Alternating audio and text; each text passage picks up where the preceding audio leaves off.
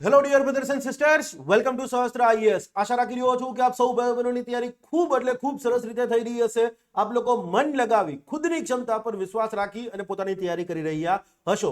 વિદ્યાર્થી મિત્રો, એવું ન વિચારતા કે જીપીએસસી ને હજુ 6 મહિનાની વાર છે. એસટીઆઈ જાહેર થઈ ગઈ છે. પાછળ જીપીએસસી નું કેલેન્ડર ક્યારે આવી જશે, સોરી કેલેન્ડર તો આવી જ ગયું છે, પણ ડેટ ક્યારે આવી જશે, પછી આગ લાગે ને ત્યારે કૂવો ન ખોદાય. જો તમે ક્લિયર છે સક્સેસફુલી ડેપ્યુટી કલેક્ટર ડીવાયએસપી બનવા માંગતા હો, હું આ બે નોકરી પર જ ફોકસ કરાવું છું છોકરાઓને, તો તમે અત્યારથી તૈયારી શરૂ કરી દેજો. કારણ કે તમારી કોમ્પિટિશન યુપીએસસી ની પ્રિપરેશન કરતા હોય એવા પણ લોકો સાથે છે, કે જે લોકો થોરોલી ઇંગ્લિશ મીડિયમની અંદર સ્ટડી કરી રહ્યા છે. તો સ્વાભાવિક છે આપણે એક લેવલ પર વધારે મહેનત કરવી પડશે. તો આજથી જ તૈયારી શરૂ કરી દેજો, અથવા તો તૈયારી શરૂ કરી હોય અને સિરિયસ ના હોય તો આજથી જ થઈ જજો. નવરાત્રી, દિવાળી, બધા તહેવારો આખી જિંદગી ઉજવવાના છે. આજે મહેનત કરી લેશો, ક્લિયર છે, આજે થોડાક ઓછા રખડવા જશો તો આખી જિંદગી નવરાત્રીમાં ક્લિયર છે આનંદ કરી શકશો. ડીવાયએસપી બની ગયા, બંદોબસ્ત જેવી વસ્તુ હશે, પણ એનો મિનિંગ એવો નહીં કે તમે સેલિબ્રેટ નહીં કરી શકો. ડેપ્યુટી કલેક્ટર બની ગયા, કોઈ બંદોબસ્તની વાત નહીં. સાંજે શાંતિથી ફેમિલી સાથે એન્જોય કરી શકશો. ક્લિયર? તો કોમ્પ્રોમાઇઝ કરો.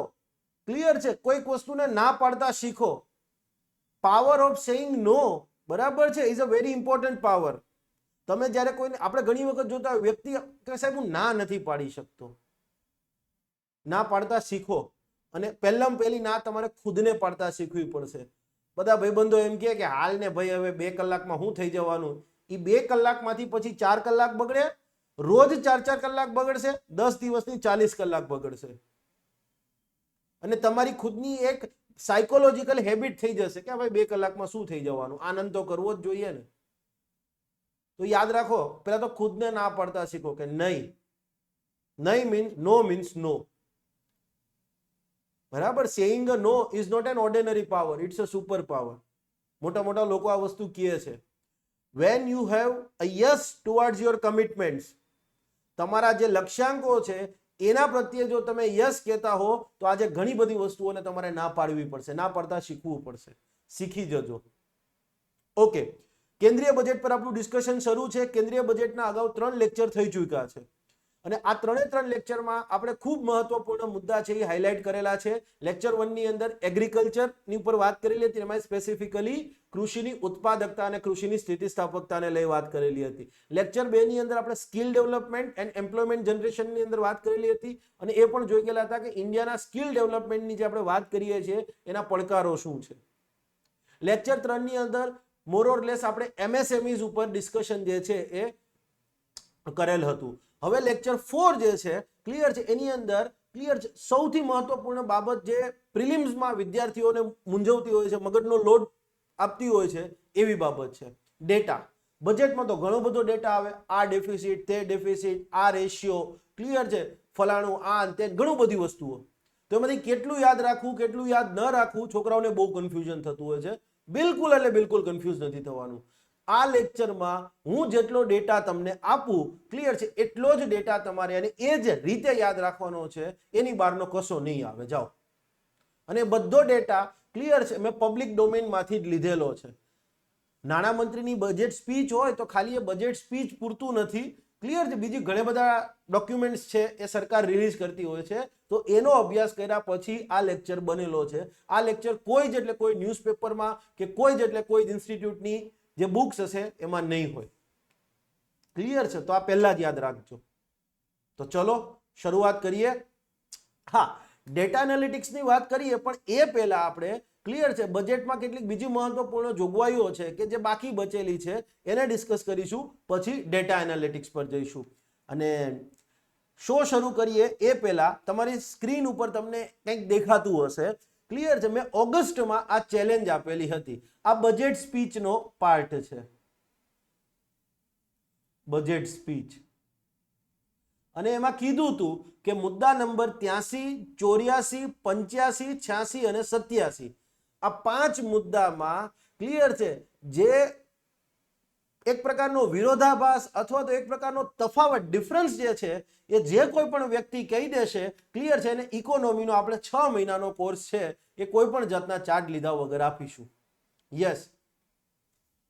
તો હવે આ ડિફરન્સ શું હતો? ઓગસ્ટમાં કીધું હતું, ઘણા બધા છોકરાઓએ પ્રયત્ન કર્યો, પછી પ્રયત્ન કરવાનું મૂકી દીધું છે. ક્લિયર છે, કારણ કે લગભગ 20-25 છોકરાઓના આન્સર આવ્યા, પણ કોઈનો સેટિસ્ફેક્શનરી અથવા તો કોઈનો સાચો બી આન્સર નથી આવ્યો. મેં હિન્ટ આપેલી હતી કે યસ એનો જવાબ પોલિટિક્સમાં છે અને એનો જવાબ ઇકોનોમીમાં છે, કમ્બાઈન્ડ. મેં પોલિટી નથી કીધું, પોલિટિક્સ કીધું છે અને બીજું કીધું છે ઇકોનોમી. આ બંનેને કમ્બાઈન કરશો તો આનો જવાબ મળી જશે. ક્લિયર છે, એનો જવાબ હું તમને ક્લિયર છે લેક્ચર પતે પછી આપીશ, બરાબર? ત્યારે નહીં આપું, નકર તમે લેક્ચરમાં પાછા ધ્યાન નહીં દો એટલા માટે. અને પરફેક્ટ છે, જેના ઇકોનોમીના કોન્સેપ્ટ ક્લિયર હોય, ક્લિયર છે, એને આ વસ્તુ 1 મિનિટમાં ખબર પડી જાય. અને પોલિટિક્સ, તમે જે પોલિટિક્સ કરો છો ને, બરાબર છે કે હા બરાબર છે, ડેપ્યુટી કલેક્ટર બનીને આમ કરી દઈશ ને આમ, એ પોલિટિક્સ કંઈ નથી, બરાબર? ઉપરના લેવલનું પોલિટિક્સ શું છે ને એ તમને આ આન્સર આપીશ ને ત્યારે ખ્યાલ આવશે. એટલે નાના માણસો કોઈ આમ જતા હો, બરાબર છે, અને ગમે એની યાર ઝઘડો નહીં કરવાનો. હા તે આમ કેમ કર્યું ને આમ તેમ, ઠીક છે ભાઈ ભૂલ થઈ ગઈ, જવા દે ને, બરાબર? રામચંદ્રજી મહારાજ હતા, બરાબર, સાક્ષાત વિષ્ણુ હતા, તોય સમુદ્રને કીધું હતું કે ભાઈ જવા દે ને, બરાબર છે. ન માને ત્યારે પછી વસ્તુ અલગ થઈ ગઈ, પાણી હદથી ઉપર વધી જાય ત્યારે વસ્તુ અલગ થઈ ગઈ. બાકી નાની નાની વસ્તુઓમાં ઝઘડા કરવાનું ટાળો યાર. ફલાણાએ મને આમ કીધું, ફલાણી બેનપણીએ મને આમ કીધું, એને હું આમ કરી દઈશ, તેમ કરી દઈશ, એમાં કાંઈ નથી રાખ્યું. ક્લિયર છે? તો આનો જવાબ હું તમને કહીશ ત્યારે યુ ગાઈઝ વિલ બી એસ્ટોનાઇઝ્ડ. શોક આવી જશે કે ભાઈ આ લેવલ પર પોલિટિક્સ અને એ લેવલ પર તમારે જવાનું છે.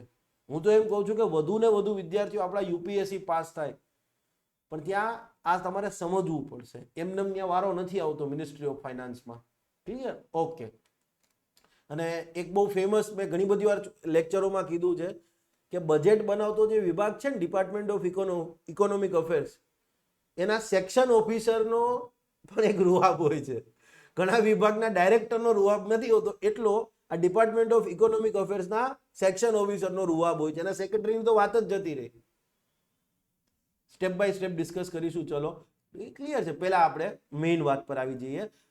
ઓકે, એનર્જી સિક્યુરિટી, ઉર્જા સુરક્ષા. બજેટમાં જે 9 પ્રાયોરિટીઝ છે, એક પ્રકારે 9 થીમ છે, એ પૈકીની એક છે, આપણે જાણીએ છીએ. એમાં પહેલી વાત કરીશું ન્યુક્લિયર ઉર્જાની, સોરી, પરમાણુ ઉર્જા, ન્યુક્લિયર એનર્જીની. હવે તમે પરમાણુ ઉર્જાની જો વાત કરતા હો, ભારતમાં, ઇન્ડિયાની અંદર ન્યુક્લિયર એનર્જીમાં તમે કાકરાપારથી લઈ અને કુંદનકુલમ સુધી જાઓ, ક્લિયર છે, ત્યાં ઓનલી એટલે ઓનલી તમને પબ્લિક સેક્ટર જ જોવા મળશે. Public sector. તમે જોયું કે કોઈ પણ ન્યુક્લિયર એનર્જીને લગતી કામગીરી પ્રાઇવેટ સેક્ટર માટે છે? નો. પ્રાઇવેટ સેક્ટર કોઈ જ એટલે કોઈ જ આ જગ્યા નહીં. ઓનલી અને ઓનલી પબ્લિક સેક્ટર જ, ડિપાર્ટમેન્ટ ઓફ એટોમિક એનર્જી છે એના અંદર જ બધું આવે છે. પણ યસ, બજેટમાં સરકારે ક્લિયર છે એક જાહેરાત કરી છે. બજેટ 2024-25. શું જાહેરાત કરી? તો સરકારે સ્પષ્ટપણે કહી દીધું કે ભારત સરકાર ખાનગી ક્ષેત્રની ભાગીદારીમાં, ખાનગી ક્ષેત્ર સાથે મળીને 3 બાબત પર કામગીરી કરશે ન્યુક્લિયર એનર્જીને લઈ. પહેલું કે ભારત સ્મોલ રિએક્ટર્સ છે એનું બાંધકામ કરશે. ભારત સરકાર ઓલવેઝ એટોમિક એનર્જી તો એમાં જ આવે છે, એમની ખાનગી ક્ષેત્રની ભાગીદારી, મતલબ હવે પ્રાઇવેટ પ્લેયર્સને યસ કીધું. ખાનગી ક્ષેત્રની ભાગીદારીમાં ન્યુક્લિયર એનર્જીને લઈ અને 3 મહત્વપૂર્ણ કામગીરી જે છે એ કરવાની છે. પહેલી જે કામગીરી છે એ છે ભારત સ્મોલ રિએક્ટર્સ છે, BRS. ભારત સ્મોલ રિએક્ટર્સ છે એનું બાંધકામ કરશે. આખું ન્યુક્લિયર રિએક્ટર છે, યસ, એને બિલ્ડ કરશે, એનું બાંધકામ કરશે. ઓલરેડી ટેકનોલોજી ઇન્ડિયાએ ડેવલપ કરી લીધી છે. ઇન્ડિયાએ ડેવલપ કરી છે, માટે નામ આવ્યું Bharat small reactors, BSR, sorry, BRS નહીં, મગજમાં રાજકારણ હાલતું હોય ને ત્યારે આવું બધું થાય, બરાબર છે. Bharat small reactors. Okay, already technology develop થઈ ગઈ છે. બીજું સરકારે શું કીધું કે ખાનગી ક્ષેત્રની ભાગીદારીમાં કેન્દ્ર સરકાર જે છે એ ભારત સ્મોલ મોડ્યુલર રિએક્ટર્સ છે એનું રિસર્ચ એન્ડ ડેવલપમેન્ટ પર કામગીરી કરશે. ઓલરેડી ભારત સ્મોલ રિએક્ટર્સ તો ડેવલપ થઈ ગયું છે, પણ હવે ભારત સ્મોલ મોડ્યુલર રિએક્ટર છે એના ઉપર એ રિસર્ચ એન્ડ ડેવલપમેન્ટની કામગીરી છે, યસ, એ કેન્દ્ર સરકાર ખાનગી ક્ષેત્રની ભાગીદારીમાં કરશે. અને ત્રીજી એક મહત્વપૂર્ણ જાહેરાત કે ન્યુક્લિયર એનર્જીને લઈ અને જે ફ્યુચરિસ્ટિક ટેકનોલોજી છે, ભવિષ્યની ટેકનોલોજી છે, ભવિષ્યની ટેકનોલોજી, ક્લિયર છે, એને પણ વિકસાવવામાં, એને પણ રિસર્ચ એન્ડ ડેવલપમેન્ટ કરવાની જે કામગીરી છે એમાં સરકાર ખાનગી ક્ષેત્રને એના સહયોગ સાથે કામ કરશે, ખાનગી ક્ષેત્રની ભાગીદારીમાં કામ કરશે. મતલબ હવે ન્યુક્લિયર એનર્જીમાં અત્યાર સુધી જે પ્રાઇવેટ પ્લેયર્સ માટે બિગ નો હતું, ક્લિયર છે, એ હવે પ્રાઇવેટ સેક્ટર માટે થઈ ગયું છે, યસ, આ બજેટથી. હોપફુલી તમે લોકો આટલી બાબત સમજી ગયા હશો. આ બધી વસ્તુ મેં લખીને પણ આપી દીધી છે. Okay, yes. નેક્સ્ટ છે advanced ultra super critical power plant. Clear છે. પહેલા તો આ સમજીએ આ કેને લગતી વાત કરે છે. તો થર્મલ પાવર પ્લાન્ટ હોય ને એ 4 પ્રકારના હોય. થર્મલ પાવર પ્લાન્ટ, કોલસો હોય, કોલસામાંથી, ક્લિયર છે, કોલસાને બેઝિકલી બાળવામાં આવે, મતલબ સળગાવવામાં આવે, પાણી જે છે એની વરાળ કરી દેવામાં આવે, હાઈ પ્રેશર હાઈ ટેમ્પરેચર પર એ વરાળ જે છે એ ટર્બાઇનમાં જાય અને પાવર પ્રોડ્યુસ થાય, એ કહેવાય થર્મલ પાવર પ્લાન્ટ. બરાબર, જે લોકો ન ખ્યાલ હોય એને એકદમ. થર્મલ પાવર પ્લાન્ટ મોટા ભાગના આપણે થર્મલ પાવર પ્લાન્ટ જ હોય છે.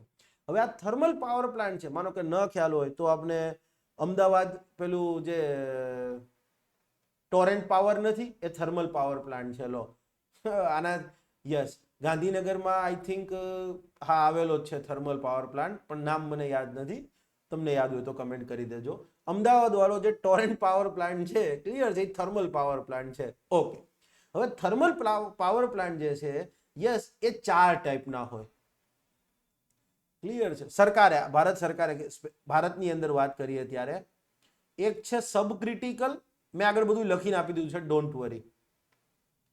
એક આવે સબ ક્રિટિકલ, એક આવે સુપર ક્રિટિકલ.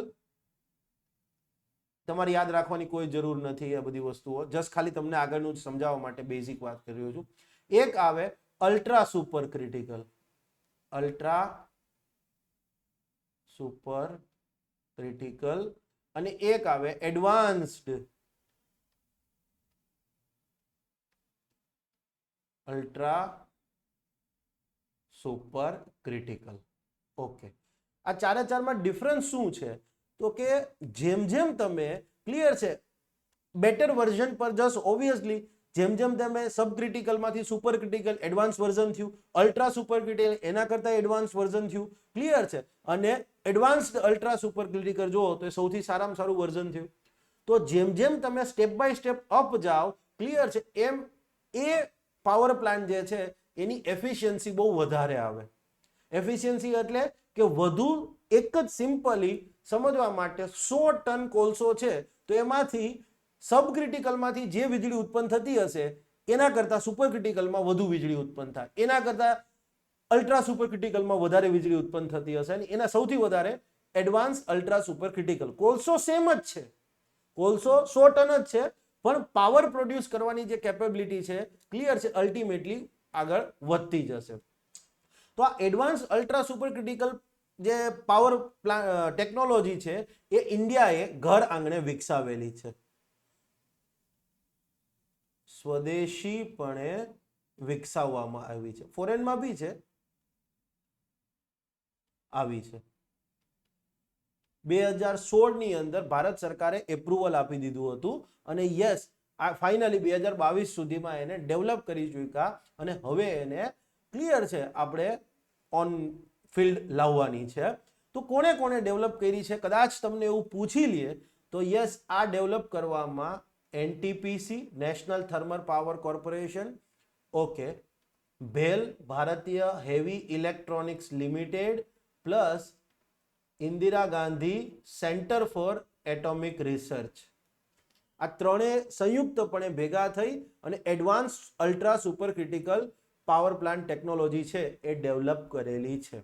અને આ advance ultra super critical power પ્લાન્ટની જે ટેકનોલોજી છે એનો સૌથી મોટામાં મોટો બેનિફિટ શું છે? યસ, તો એ હાઈ પ્રેશર પર કામ કરી શકે છે. Very high pressure. High pressure પર ઓપરેટ કરી શકે. યસ, એ હાઈ ટેમ્પરેચર પર ઓપરેટ કરી શકે. યસ, એમાં કાર્બન એમિશન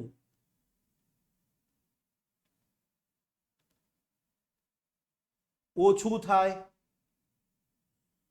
અલ્ટ્રા સુપર ક્રિટિકલમાં જેટલું બી કાર્બનનું ઉત્સર્જન થાય, ક્લિયર છે, એનાથી 11% ઓછું જે છે ઉત્સર્જન એ એડવાન્સ અલ્ટ્રા સુપર ક્રિટિકલમાં થશે. યસ, અને હાઈ એફિશિયન્સી.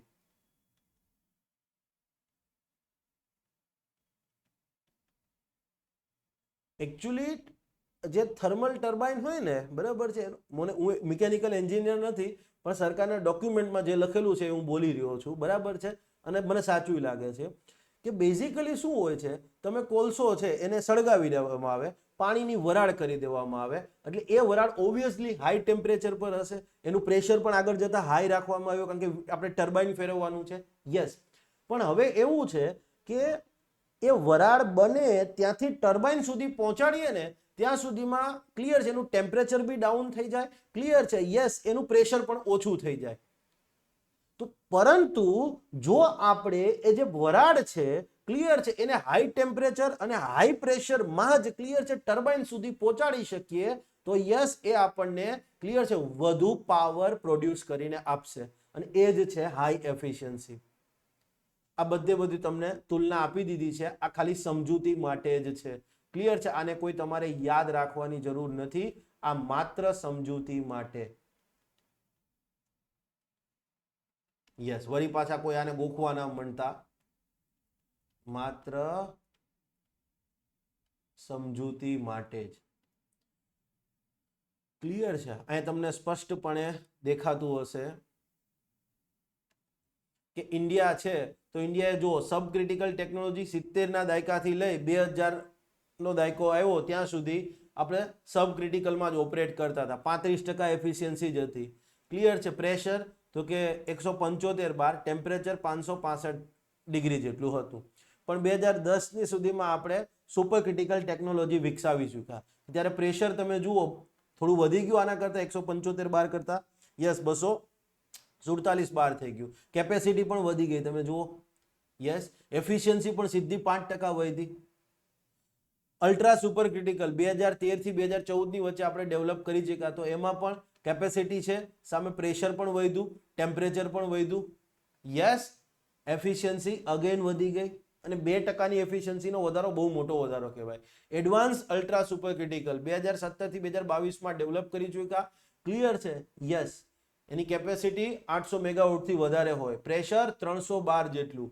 ક્લિયર છે. ટેમ્પરેચર જુઓ તમે વધારે, એફિશિયન્સી પણ વધારે, અને ઉપર જતા કાર્બન એમિશન ઓછું. આ સવાલ પૂછાઈ શકે સાયન્સ એન્ડ ટેકમાં. ક્લિયર છે. સાયન્સ એન્ડ ટેકનોલોજીના આસ્પેક્ટથી ક્લિયર છે, આ સવાલ પૂછાવાના ચાન્સ મને દેખાય છે, માટે આટલી બધી વાત તમને કરી છે. બાકી હું તમને કહી શકતો હતો બજેટમાં જેટલું આપ્યું છે, બજેટમાં એટલું જ નિર્મલાતાઈએ આપ્યું છે કે ભાઈ ભારતે ઘર આંગણે advance ultra super critical technology વિકસાવી દીધી છે. અને યસ, પછી લખ્યું છે કે ભેલ અને એનટીપીસી બંને ભેગા મળીને ક્લિયર છે આ ટેકનોલોજી વાળો પ્લાન્ટ જે છે પાવર પ્લાન્ટ તૈયાર કરશે, 800 મેગાવોટનું નિર્માણ કરશે. આટલું જ આપ્યું છે. યસ, આ બાકીની બધી વસ્તુઓ એડિશનલ છે. હંમેશા તમે સમજૂતી જ્યારે કેળવતા હો ને ત્યારે ટાઈમ લાગવાનો જ છે. હવે તમે આ વસ્તુ ગોખી નાખી, ગોખવાવાળા માટે ઓકે છે, અને હું રોટ લર્નિંગ વાળો ફેકલ્ટી જ નથી, ગોખણપટ્ટી વાળો ફેકલ્ટી નથી. ક્લિયર છે. ઘણા બધા છોકરાઓ મને પૂછતા હોય, ક્લિયર છે, કે જે લોકો નવા યુટ્યુબના માધ્યમથી જોડાયા છે એ પૂછે છે કે સાહેબ તમે કઈ જગ્યાએ ભણાવો છો, તમારી એકેડેમી ક્યાં છે કે ભણવા આવવું છે. એટલે મેં કીધું ભાઈ હું ઓનલાઈન જ ભણાવું છું. તો કે સાહેબ તમારા પેલા જૂના વિડીયો જોઈએ હતા પછી તો ક્યાંક ગાયબ જ થઈ ગયા હતા. મેં કીધું આઇસોલેશન પીરિયડ હતો બેટા, બરાબર છે. હવે ધીમે ધીમે આ વનવાસ ખતમ કરવાનો છે અને ધીમે ધીમે આગળ પછી કંઈક કરીશું જેવી ઈશ્વરની મરજી. ક્લિયર? યસ. તો આ થઈ advance ultra super critical power પ્લાન્ટની. ઘણાને હું એડવાન્સ બોલ્યો છું એટલે પાનના ગલ્લે જતા હશે, એ એડવાન્સ લેતા હશે, એ કંઈક બીજું જ વિચારશે. હે એડવાન્સ અલ્ટ્રા સુપર ક્રિટિકલ કંઈક નવી સિગરેટ છે, એડવાન્સ માઇલ્ડ લાઇટ, બરાબર આવું બધું આવે છે. હા, પણ હા એ એડવાન્સ નથી. ઓકે, ચાલો નેક્સ્ટ.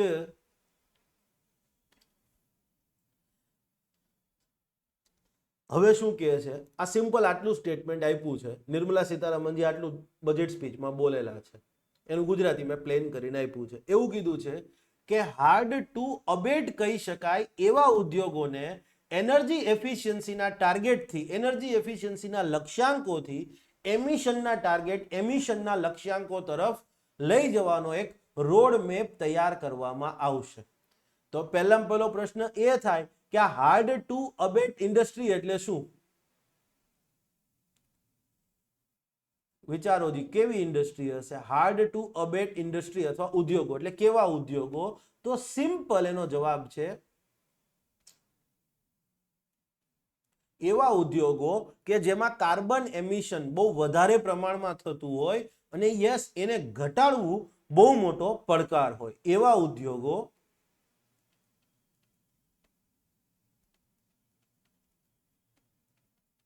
કે જેમાં કાર્બન ઉત્સર્જન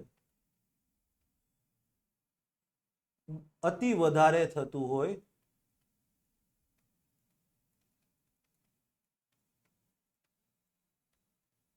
અને તેને ઓછું કરવું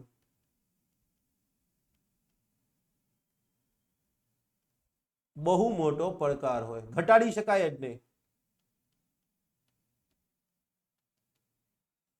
કેવી કેવી industry? For example cement, steel,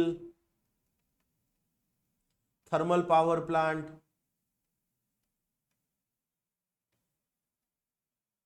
clear? તો આ બધી ઇન્ડસ્ટ્રી છે. માઇનિંગ, શિપિંગ એન્ડ એવિએશન,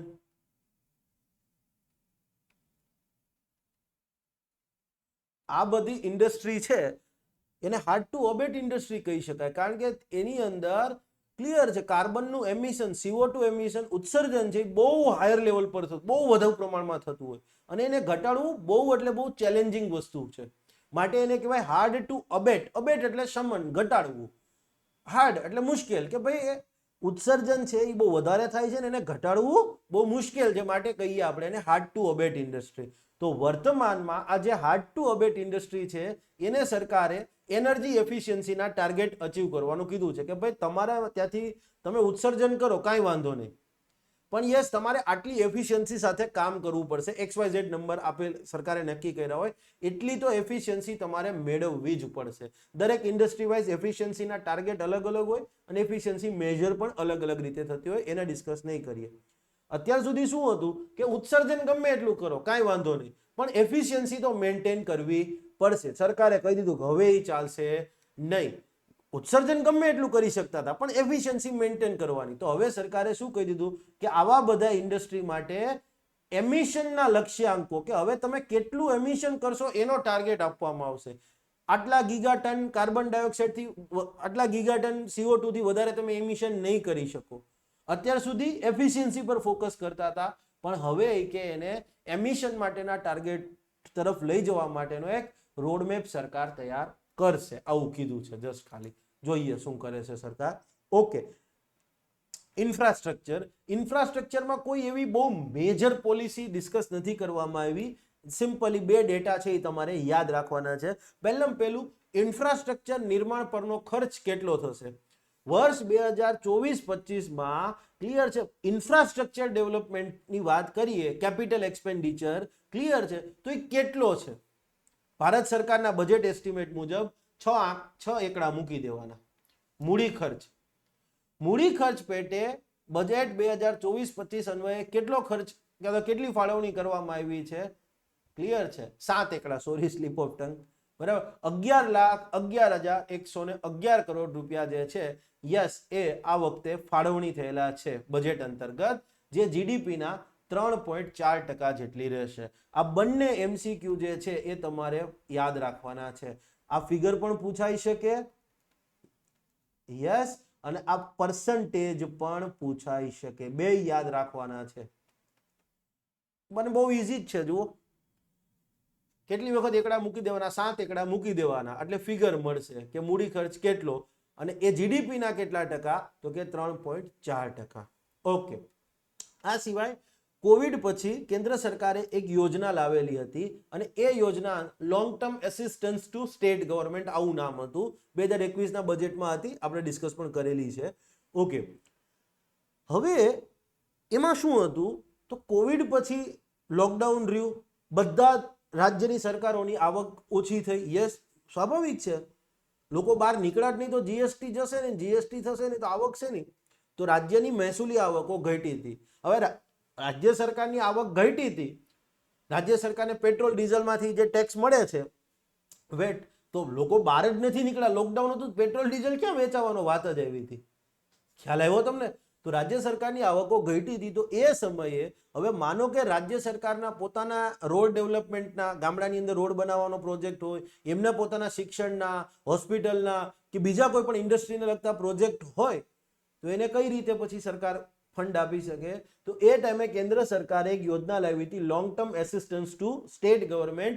એના અંતર્ગત સરકાર, ક્લિયર છે, કેન્દ્ર સરકાર બહુ લાંબા ગાળા માટે, 50 વર્ષ માટે વગર વ્યાજે લોન છે એ ઉપલબ્ધ કરાવતી હતી. કેન્દ્ર સરકાર રાજ્ય સરકારોને, ક્લિયર છે, લાંબા ગાળાની લોન ઉપલબ્ધ કરાવતી હતી વગર વ્યાજે, કોઈ વ્યાજ નહીં. 2022 ના બજેટમાં પણ એ યોજના ચાલુ રાખી, 23માં પણ એ ચાલુ રહી અને 24માં પણ એ યોજના ચાલુ છે, કે જેથી રાજ્ય સરકારો એમના રાજ્યમાં ઇન્ફ્રાસ્ટ્રક્ચર ડેવલપમેન્ટ માટે, ક્લિયર છે, ખર્ચ કરી શકે. કોઈ જ વ્યાજ નથી. તમે જુઓ, કેન્દ્ર સરકાર આગળથી ગુજરાત સરકાર 15,000 કરોડ રૂપિયા લે, સમજવા માટે, જસ્ટ એક રેન્ડમ એક્ઝામ્પલ, કોઈ જ વ્યાજ નહીં. રાજ્ય સરકારે ઇન્ફ્રાસ્ટ્રક્ચર ડેવલપમેન્ટ પર નોર્મલી માનો કે રાજ્ય સરકાર બજારમાંથી માનો કે ઋણ લેવા જાય સ્ટેટ ડેવલપમેન્ટ લોન મારફતે, તો ઓબ્વિયસલી એમને વ્યાજ ચૂકવવું પડશે, પણ રાજ્ય સરકાર પર બર્ડન ના બને એટલા માટે કેન્દ્ર સરકારે આ યોજના, ક્લિયર છે, યથાવત રાખી છે. અને મેં ઇન ડિટેલ સમજાવી હતી અગાઉ જ્યારે જે તે સમયે લોન્ચ થઈ હતી ત્યારે, હવે કોઈ જરૂર નથી. નેક્સ્ટ, આ જે છે એ વન લાઇનર છે, ક્લિયર છે, જોઈ લેજો કે ભાઈ પ્રધાન PMGSY નો 6થો ફેઝ લોન્ચ કરવામાં આવશે. ક્લિયર છે, 25,000 જેટલી ગ્રામીણ વસાહતોને ઓલ વેધર રોડથી કનેક્ટ કરવામાં આવશે. ઓલ વેધર રોડ એટલે જનરલી ઘણી વખત એવું હોય કે રોડ છે એ શિયાળા ઉનાળામાં તમે એક્સેસ કરી શકો, ચોમાસામાં એની ઉપર પાણી આવી ગયું હોય, મતલબ નદી નાળામાંથી એ રીતે પસાર થતો હોય, તો એવું નહીં, તમામ સિઝનની અંદર તમે એક્સેસ કરી શકો, યુઝ કરી શકો એવો રોડ. બાકી બધા વન લાઇનર છે, બરાબર છે. વન લાઇનરને તમે તમારી રીતે સેલ્ફમાં જોઈ લેજો. PDF તમને આપણી ટેલિગ્રામ ચેનલમાં ઉપલબ્ધ થવાની છે. ટેલિગ્રામ ચેનલની લિંક તમને ડિસ્ક્રિપ્શન બોક્સમાં હશે. Okay. Innovation, research and development. Innovation, research and ડેવલપમેન્ટને લઈ જ્યારે વાત કરીએ છીએ ત્યારે કોઈ મેજર વસ્તુ તમારે યાદ રાખવાની નથી. ક્લિયર છે, એક જ વસ્તુ છે કે જે અત્યારે બહુ ચગી છે, બરાબર છે, બહુ માર્કેટમાં બૂમ છે, એની છે સ્પેસ ઇકોનોમી. તો ઇન્ડિયાએ પણ કીધું કે સ્પેસ ઇકોનોમીને લઈ, ક્લિયર છે, ઇન્ડિયાની જે સ્પેસ ઇકોનોમી, વર્તમાનમાં ઇન્ડિયાની જે સ્પેસ ઇકોનોમી છે એને આવનારા 10 વર્ષની અંદર 5 ગણી, બરાબર, એક્સપાન્ડ કરીશું. વર્તમાનમાં ઇન્ડિયાની સ્પેસ ઇકોનોમી જે છે આવનારા 10 વર્ષમાં એને 5 ગણી વિસ્તૃત કરી દઈશું. તો એ ઉદ્દેશ્યથી 1,000 કરોડનું વેન્ચર કેપિટલ ફંડ તૈયાર કરવામાં આવશે. આ વેન્ચર કેપિટલ ફંડ શું છે, ક્લિયર છે, એ મેં તમને કોર્સમાં સમજાવેલું છે. Hopefully, yes, venture capital fund અને એન્જલ ઇન્વેસ્ટર આ બંને લાગે સેમ, પણ છે બંને ડિફરન્ટ વસ્તુ. ક્લિયર છે, એની ડિસ્કશન અત્યારે નહીં કરીએ, ક્લિયર છે, કારણ કે લાંબો ટાઈમ લાગી જશે. બેઝિકલી સિમ્પલ લાઈનમાં સમજાવું તો વેન્ચર એટલે સાહસ, એક પ્રકારનું નવું સાહસ, નવું ઉદ્યમ. તો વેન્ચર કેપિટલ ફંડ જનરલી શું કરે, નવા સ્ટાર્ટઅપ્સ હોય એને ફંડ આપતું હોય ઇનિશિયલ સ્ટેજની અંદર. તો કેન્દ્ર સરકાર પણ 1,000 કરોડનું વેન્ચર કેપિટલ ફંડ તૈયાર કરશે કે જેથી સ્પેસ સેક્ટરના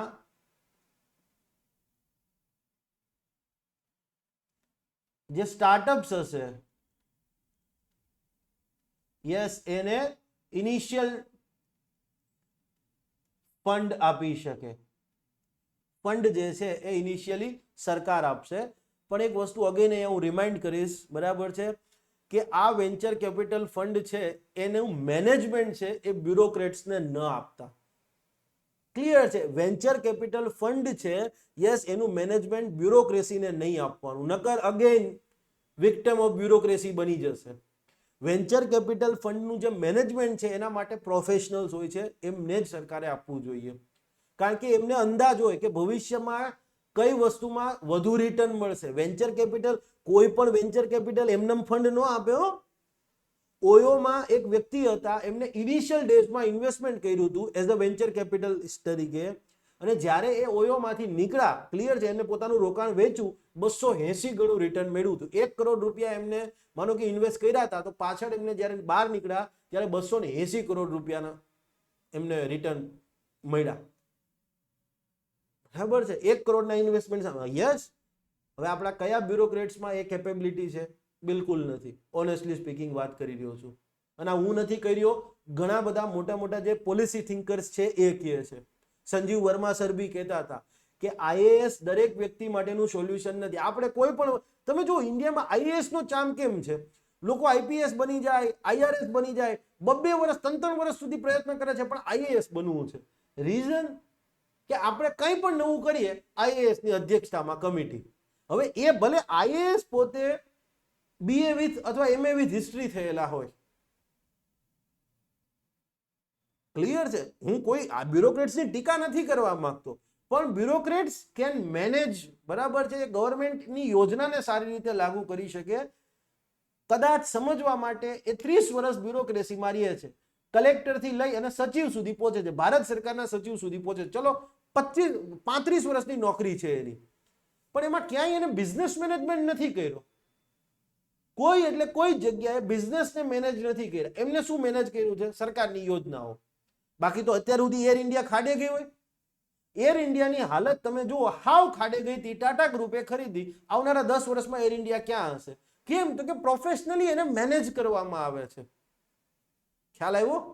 તો યસ, સરકારને રિક્વેસ્ટ કરીએ કે આ વેન્ચર કેપિટલ બનાવો, પણ એનું મેનેજમેન્ટ છે એ કોઈ પ્રોફેશનલ વેન્ચર કેપિટલિસ્ટને આપજો. ક્લિયર છે? વધારે બે. બાકી બ્યુરોક્રેટ્સ આવશે તો શું થશે? આ મારા શાળાના દીકરાનું સ્ટાર્ટઅપ છે કે એમાં થોડુંક ઇન્વેસ્ટ કરી દઈએ. આ થાય છે. નો ઓફેન્સ ટુ બ્યુરોક્રેસી. મારો બ્યુરોક્રેસી પ્રત્યે કોઈ જ પેલો ભાવ નથી કે કોઈ એમનું અપમાન કરવાની વાત નથી, પણ આવું થયેલું છે ભૂતકાળમાં. ક્વિડ પ્રો ક્રોની સિચ્યુએશન આવે છે, માટે નહીં. ઓકે, નેક્સ્ટ જનરેશન રિફોર્મ્સ, નવી પેઢીના સુધારણા. ક્લિયર છે? કોઈ યાદ રાખવાની જરૂર નથી. એક જ વસ્તુ તમારે, 2 વસ્તુ યાદ રાખવાની છે, સોરી. પહેલી છે ટેક્સોનોમી ફોર ક્લાઇમેટ ફાઇનાન્સ. હવે ટેક્સોનોમી શું છે? તો જે લોકો બોટની અને એ બધી વસ્તુઓમાં ગ્રેજ્યુએશન કરેલું હશે એમને ખ્યાલ હશે. આપણે માનો કે પ્રાણીઓની વાત કરીએ તો પ્રાણીઓ શું આવે? આપણે મેમલ્સ આવે છે, સસ્તન વર્ગના પ્રાણીઓ આપણે એવું કહીએ છીએ. યસ. પછી આગળ માનો કે એમાં બર્ડ આવે, યસ આવે, વર્ટિબ્રેટ્સ આવે, ઇન્વર્ટિબ્રેટ્સ આવે, આવું બધું અલગ અલગ ટાઈપના પ્રાણીઓ આવે છે ને, નથી આપણે સાંભળ્યા? યસ. એ જ રીતે ટ્રીની વાત કરીએ, ક્લિયર છે, તો ટ્રીની અંદર માનો કે સિમ્પલી શ્રબ આવે, ટ્રી આવે, ક્લાઇમ્બર્સ આવે, ક્રીપર્સ આવે, અલગ અલગ પ્રકાર છે. મને ગુજરાતી નહીં ખ્યાલ હોય પ્લીઝ માટે. પ્રાણીઓમાં તો કે આપણે જોઈએ કે ભાઈ એમ્ફિબિયન્સ, રેપ્ટાઇલ્સ. ગુજરાતીમાં તમે જે સસ્તન વર્ગના પ્રાણીઓ, પછી છોડવાની વાત કરીએ તો ઝાડી ઝાંખરાઓ, છોડ, પછી બહુ ઊંચા સુધી જતા હોય એને ક્લાઇમ્બર્સ કહીએ, પછી વેલા હોય કે જે ધરતી પર જ ફેલાવતા હોય એને ક્રીપર્સ કહીએ. આપણે આવું કહીએ છીએ. મને ગુજરાતી નહીં ખબર એક્ઝેક્ટલી, પણ એ વર્ગીકરણ થયું ને, પ્રાણીનું વર્ગીકરણ થયું, વનસ્પતિનું વર્ગીકરણ થયું. તો જે બ્રાન્ચ અંતર્ગત, જે શાખા અંતર્ગત આ વર્ગીકરણ થાય છે એ સિમ્પલી ટેક્સોનોમી આપણે કહીએ એની. ક્લિયર છે? બોટનીમાં ટેક્સોનોમી જો તો તમે વનસ્પતિનું વર્ગીકરણ હોય. ક્લિયર છે? યસ.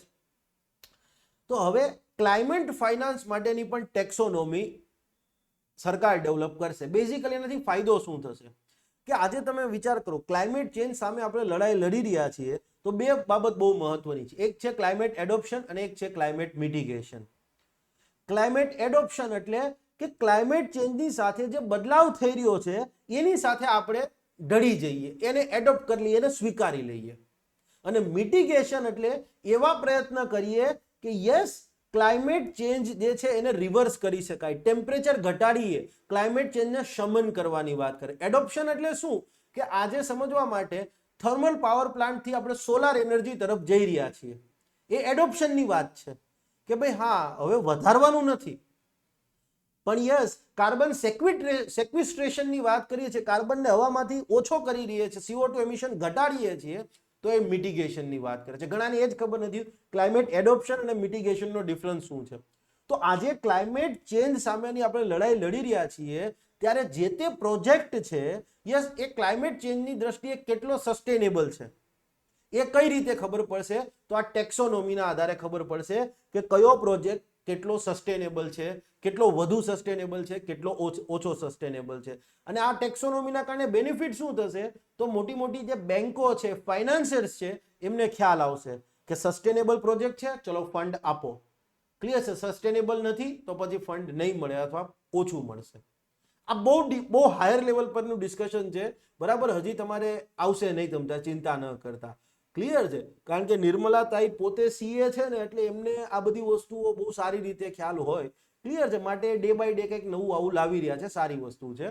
ઓકે, તો ક્લાઇમેટ તમને જીપી ઇન્ટરવ્યુમાં પૂછ્યું કે ક્લાઇમેટ એડોપ્શન અને ક્લાઇમેટ મિટિગેશનનો ડિફરન્સ શું? એક લાઈનનો જવાબ થાય કે સર ક્લાઇમેટ એડોપ્શન એટલે આપણે અનુકૂલન કરવાની વાત છે, એમાં ઢળી જવાની વાત છે કે ક્લાઇમેટ ચેન્જ આજે ઋતુચક્રમાં બદલાવ, ક્લાઇમેટ ચેન્જની સિચ્યુએશન બની રહી છે. ક્લિયર છે? વૈશ્વિક તાપમાનમાં વૃદ્ધિ થઈ રહી છે, તો હવે શું કરી શકાય? તો વૈશ્વિક તાપમાનમાં વૃદ્ધિ કેમ થાય છે? તો કે ભાઈ ઉત્સર્જન વધારે થાય છે. તો ઉત્સર્જન વધારે થાય છે તો આપણે શું કરીએ છીએ? તો ક્લીન ટેકનોલોજીને પ્રમોટ કરીએ છીએ. વાહનોમાં ઉત્સર્જન ઘટાડવા માટે વાહનોમાં ઉત્સર્જનની વાત આવી, તો હવે જો તમે વાહનોને નથી ઘટાડી શકવાના, તો આપણે ઈ મોબિલિટી લાયા કે ઉત્સર્જન નહીં થાય. પેલા તો અત્યારે અટકાવવાની વાત કરીએ છીએ. એડોપ્શન મીન્સ આગળ વધતું તમે અટકાવવા માટે પ્રયત્ન કરી રહ્યા છો. ઓકે, તો ઈ મોબિલિટી ઇઝ એડોપ્શન. યસ. પછી તો કે લેટ્સ સે ફોર એક્ઝામ્પલ થર્મલ પાવર પ્લાન્ટમાંથી આપણે ગયા સોલાર એનર્જી ઉપર, અગેન એડોપ્શનની વાત કરે છે. મિટિગેશન એટલે શું કે જે ઓલરેડી હવામાં કાર્બન ડાયોક્સાઇડ છે એને ઘટાડી દેવો. હવામાંથી તમે CO2 જે છે એને ઓછો કરી દેશો શું થશે? કાર્બન સેક્વિસ્ટ્રેશન બહુ ફેમસ ટેકનોલોજી છે, હવે તો ઘણા બધા લોકો સાંભળેલી હશે. સેક્વિસ્ટ્રેશન એટલે બરાબર છે ભેગું કરીને ઘટાડી દેવું. તો હવામાંથી કાર્બન ડાયોક્સાઇડ જ તમે ઓછો કરી દેશો તો ખ્યાલ આવી ગયો? તો ધેટ ઇઝ મિટિગેશન. મિટિગેટ કરવું એટલે ઘટાડવું, શમન. તો આગળ ન વધે એના માટે એડોપ્શન, પણ હવે એ આગળ થયેલી ક્લાઇમેટ ચેન્જની સિચ્યુએશનને રિવર્સ કરવા માટે that is a mitigation. Clear છે? આ વસ્તુ તમને સવારે તલાટીમાં ભણાવતો હોય, બપોરે બિન સચિવાલય ભણાવતો હોય ને, આજે જીપીએસસી ભણાવતો હોય ને, એ સાહેબો પાસે ના આવે. ક્લિયર છે? યસ, આ યાદ રાખજો. ઓકે, નેક્સ્ટ છે એનપીએસ વાત્સલ્ય. હવે એનપીએસ એટલે national pension system, pension scheme છે, નેશનલ પેન્શન સ્કીમ, સિસ્ટમ નહીં, સોરી. ઓકે, વાત્સલ્યની વાત આવે તો શું આવે? કંઈક બાળક સાથે રિલેટેડ હશે, બાળક સાથે જોડાયેલ હોઈ શકે. યસ, સાચું છે. તો એનપીએસ વાત્સલ્ય શું છે? આવી જ કંઈક સરકારે જે છે યોજના લાવ્યા છે કે સિમ્પલી આજે કોઈ પણ માતા પિતા અથવા તો પાલક વ્યક્તિ, ગાર્જિયન વ્યક્તિ એ પોતાના બાળકની અથવા તો પોતાના પાલ્યને લઈ ભવિષ્યની ચિંતા હોય જ. ક્લિયર છે?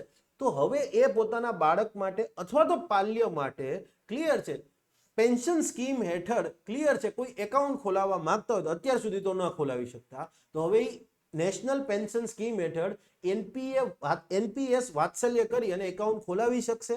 આજે ક્લિયર છે ઈ દર મહિને એક રકમ જે છે એમાં જમા કરાવતા જશે. ક્લિયર છે? પછી બાળક જે છે એ આગળ જતા 18 વર્ષનું થાય એટલે નોર્મલ એનપીએસ એકાઉન્ટમાં એ પરિવર્તિત થઈ જશે. નેશનલ પેન્શન સ્કીમનો ઉદ્દેશ્ય શું છે? તો કે ભાઈ આજે વ્યક્તિ રેગ્યુલર દર મહિને કંઈક બચત કરશે, 60 વર્ષ પછી એને એક એશ્યોર્ડ પેન્શન સરકાર તરફથી મળશે.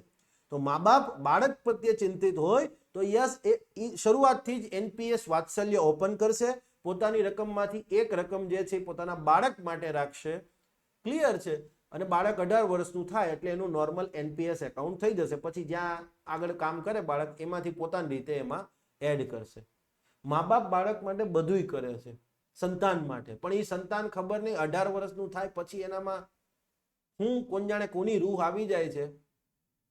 અને અહીંયા મને ઇસ્લામ સૌથી વધુ પ્રિય છે. તમે જુઓ, ઇસ્લામની અંદર એક પણ વૃદ્ધાશ્રમ તમને નહીં જોવા મળે. મારા લગભગ 101 મુસ્લિમ ફ્રેન્ડ્સ હશે, બરાબર છે, અને એમાંથી લગભગ 50% તો એવા હશે કે જેમની ઘરે ક્લિયર છે, કદાચ હું જમવાનું હોય તો જમી પણ લઉં છું, વેજ હોય તો, બરાબર છે. હા, અને એ લોકો એક હાઈલી એમ કહેવાય ને ક્વોલિફાઈડ લોકોથી લઈ અને સામાન્ય મજદૂરી કરતા લોકો પણ છે, અતિ શ્રીમંત થી લઈ અને બહુ સામાન્ય, મેં કીધું ને કે ડે ટુ ડે પર કામ કરતા હોય એવા લોકો પણ છે. એ કોઈના મા બાપ જે છે ને એ દુઃખી નથી, મેં નથી જોયા. હું મારા મમ્મી પપ્પા સામે ઊંચા અવાજે બોલી દઈશ, ઘણી વખત એમને મતલબ તોછડાઈ ભર્યું વર્તન હજી ક્યારેક કરી દેતો હોઈશ, મેં એક પણ એ મિત્રને જોયા નથી. એમના પપ્પાએ કહી દીધું કે એમની વાલિદાએ કહી દીધું, બરાબર છે, મતલબ મમ્મીએ, વાત થઈ ગઈ પૂરી. અને ખરેખર શીખવા જેવી વસ્તુ છે. યસ, પણ હવે નફરતી રાજકારણ છે, બરાબર છે, એમાં આ બધી વસ્તુઓ તમે માટે તમને કહું, તમારી વિચારવા, તમે એક વસ્તુ વિચાર કરો, દુનિયાભરના પ્રાણીઓ અને માણસ એક જ વસ્તુમાં અલગ પડે છે, દેટ આપણે વિચારીએ છીએ. બીજા કોઈ પ્રાણીને વિચારવાની ક્ષમતા નથી મળી. યસ, પણ આજે તમે જુઓ, આપણી વિચારવાની ક્ષમતા છે એને ક્લિયર છે ડે બાય ડે ઓછી કરવામાં આવી રહી છે. વાસ્તવિકતા છે. જે લોકો માટે તમે જુઓ, ઇન્ડિયન એક્સપ્રેસની એક એડવર્ટાઇઝ હતી, બહુ સરસ એડવર્ટાઇઝમેન્ટ હતી કે I have my own opinion, મારો ખુદનો અભિપ્રાય છે, કોઈએ મને કીધું હોય માની લીધું એવું નથી. બીકોઝ ઓફ જે રીડર્સ છે ઇન્ડિયન એક્સપ્રેસનો, એને પોતાનો એક અભિપ્રાય હશે. આજે હું ઘણી બધી લાઇબ્રેરીઓમાં જતો હોઉં છું, આણંદ વિદ્યાનગરમાં 1-2 લાઇબ્રેરીમાં જ્યારે હું આણંદ આવું ત્યારે હું જતો હોઉં છું. હવે લાઇબ્રેરીમાં જોઈએ, યુપીએસસી વાળા છોકરા હોય ને, ખાસ કરીને એ કોઈ વખત બેસવા આવે, બેઠતા હોય. હું કહેતો નથી કે હું ફેકલ્ટી છું, કોઈ ઓળખી જાય તો ઇટ ઇઝ ઓકે, પણ ન ઓળખે તો વધારે હું એવું માનું છું. તો એ લોકો વાત કરતા હોય ને, બરાબર છે, એવી વસ્તુઓની વાત કરે કે અહીંયા આમ છે, આ પ્રોજેક્ટમાં આમ છે, આ પ્રોજેક્ટમાં આમ છે, પણ અમને ખબર પડી જાય કે હા, આ પાર્ટી યુટ્યુબમાં આના લેક્ચર ફોલો કરે છે, અને એમાં જે લેક્ચરમાં બોલ્યા હોય એનાથી વિશેષ એને કાંઈ ખબર નથી હોતી. તમે એક વસ્તુ વિચાર કરો, તમે ન્યૂઝપેપર વાંચવાને બદલે યુટ્યુબમાં સેશન્સ જોઈ રહ્યા છો, ક્લિયર છે, તો એના કારણે યાદ રાખજો કે તમારી ખુદની વિચારવાની ક્ષમતા ક્યારેય ડેવલપ નહીં થાય. કોઈ જ વ્યક્તિ એવો નથી ટોપર, ક્લિયર છે. તમે જો આઈએએસ આઈપીએસ અથવા તો ક્લિયર છે ડીવાયએસપી ડેપ્યુટી કલેક્ટર બનવા માંગતા હોય, એને ન્યૂઝપેપર નહીં વાંચવું એવું બનશે જ નહીં. કદાચ જીપીએસસી ના લેવલ પર હજી એક્સેપ્ટ થઈ જતું હશે, યુપીએસસીમાં તો નથી જ આ વસ્તુ. ક્લિયર? તો વાંચજો ન્યૂઝપેપર, ખુદનો અભિપ્રાય ક્લિયર.